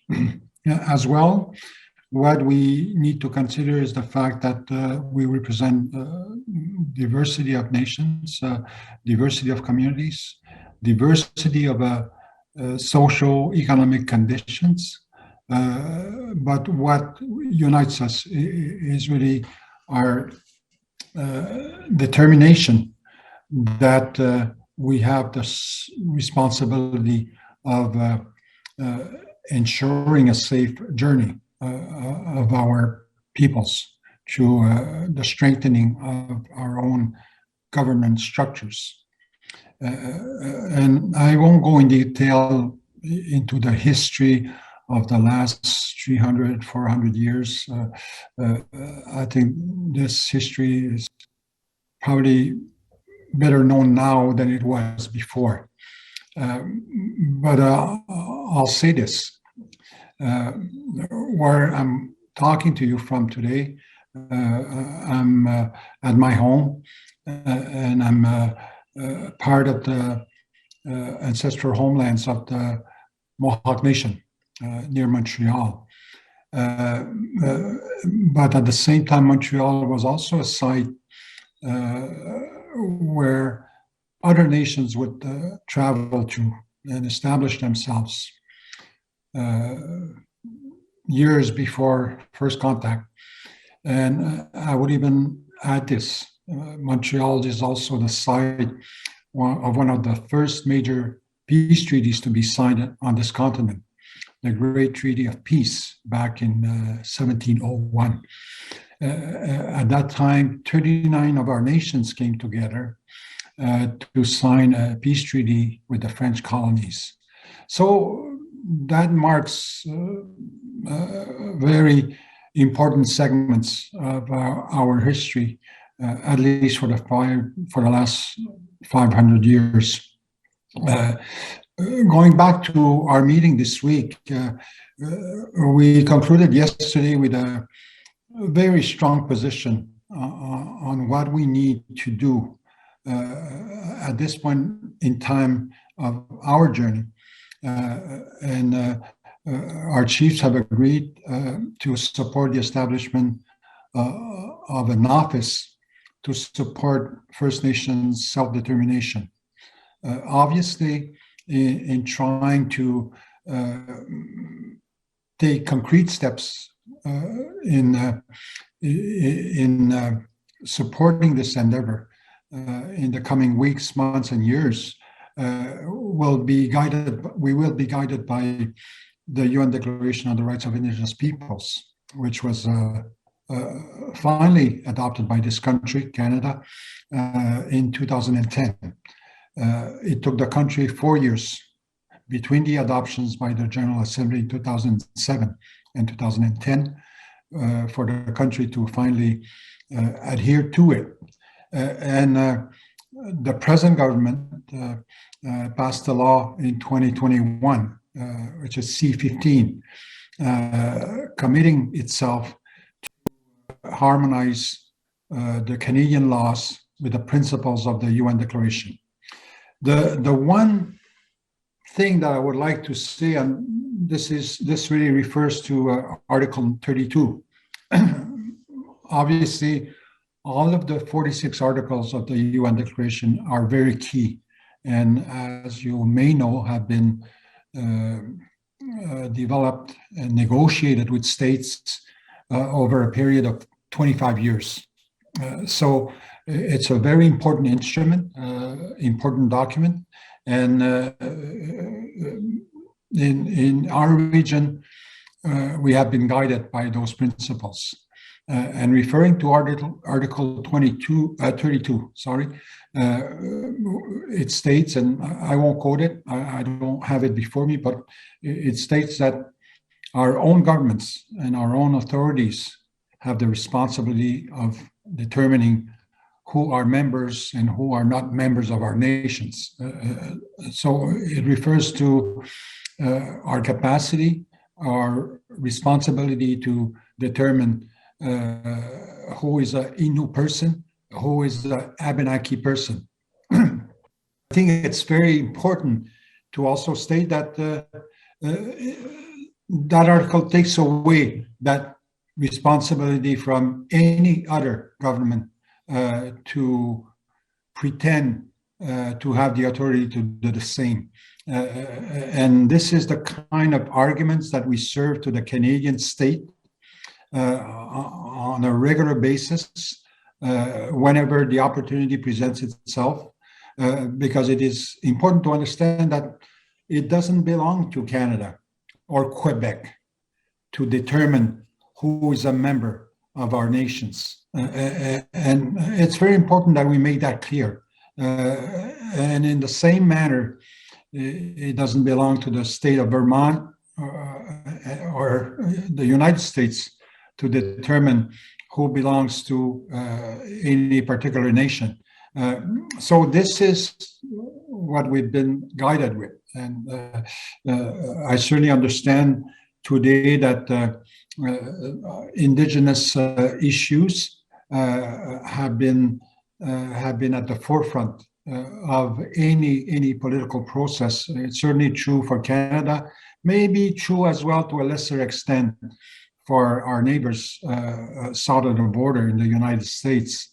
As an example, the whole issue of murdered and missing Indigenous women and girls has been at the forefront of the news for the past 10 years in this country, and concluded with a very strong report and a number of key recommendations to make sure that to make sure that we are able in a position to bring about closure about this very dark and sad chapter in the Canadian history.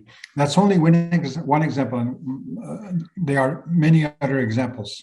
But I think, in conclusion, the point that needs to be made in Quebec, it's certainly true for what I would call maybe the geopolitical reality in this province, that many of our nations rely on what they consider to be their traditional homelands to determine the decisions that they need to make for themselves.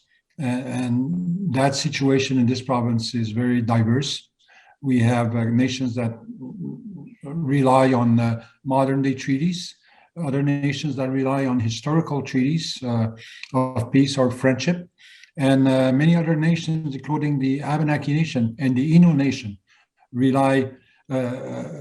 reflect on their relationship based on what they consider to be their inherent right, including Aboriginal title to their land. So there's that reality that also plays out when it comes to the relationship with governments. In referring to traditional homelands, like the Innu Nation, which covers maybe an area east of Quebec and Labrador, comprised of maybe 350 square miles, where we feel that we have ownership. Many other nations claim to have their traditional homelands extend beyond the modern day borders into the Maritimes, the Atlantic, into the States. And it's true for the Abenaki Nation as it is for other nations, including the Mohawk. So there's that reality, and I think it needs to be understood. Too short of a time probably to explain all of the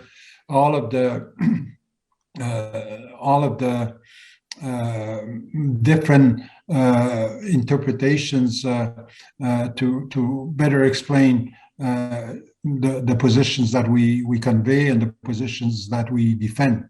Hopefully we can have more opportunities like the one today to have an open and frank dialogue about our views and our positions when it comes to lands, when it comes to identity. And we're certainly very determined to make sure that we keep moving forward on all of those fronts that are of interest to our peoples.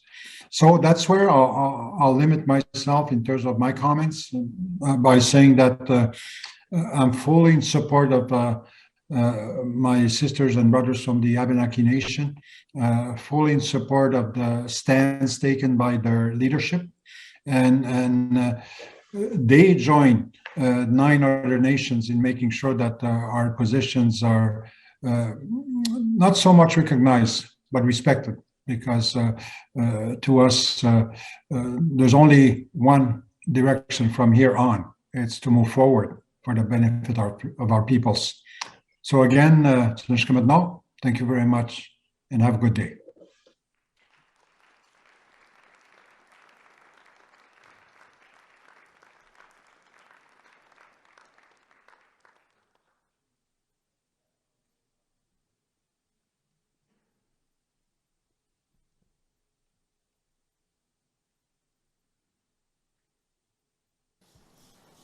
We'll do the Abenaki, in closing, Abenaki honor song. So if you're still there, if you want to ask questions after, we'll be around, but I'm going for lunch. You can find me on Facebook, Jacques Watso. I won't, if you have not blocked me yet, unblock me, and I will answer the questions. I have no problem answering questions.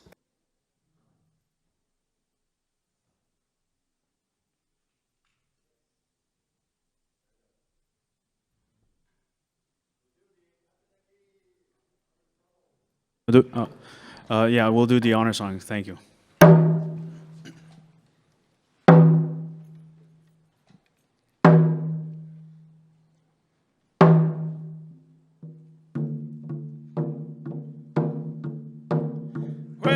Cuzner.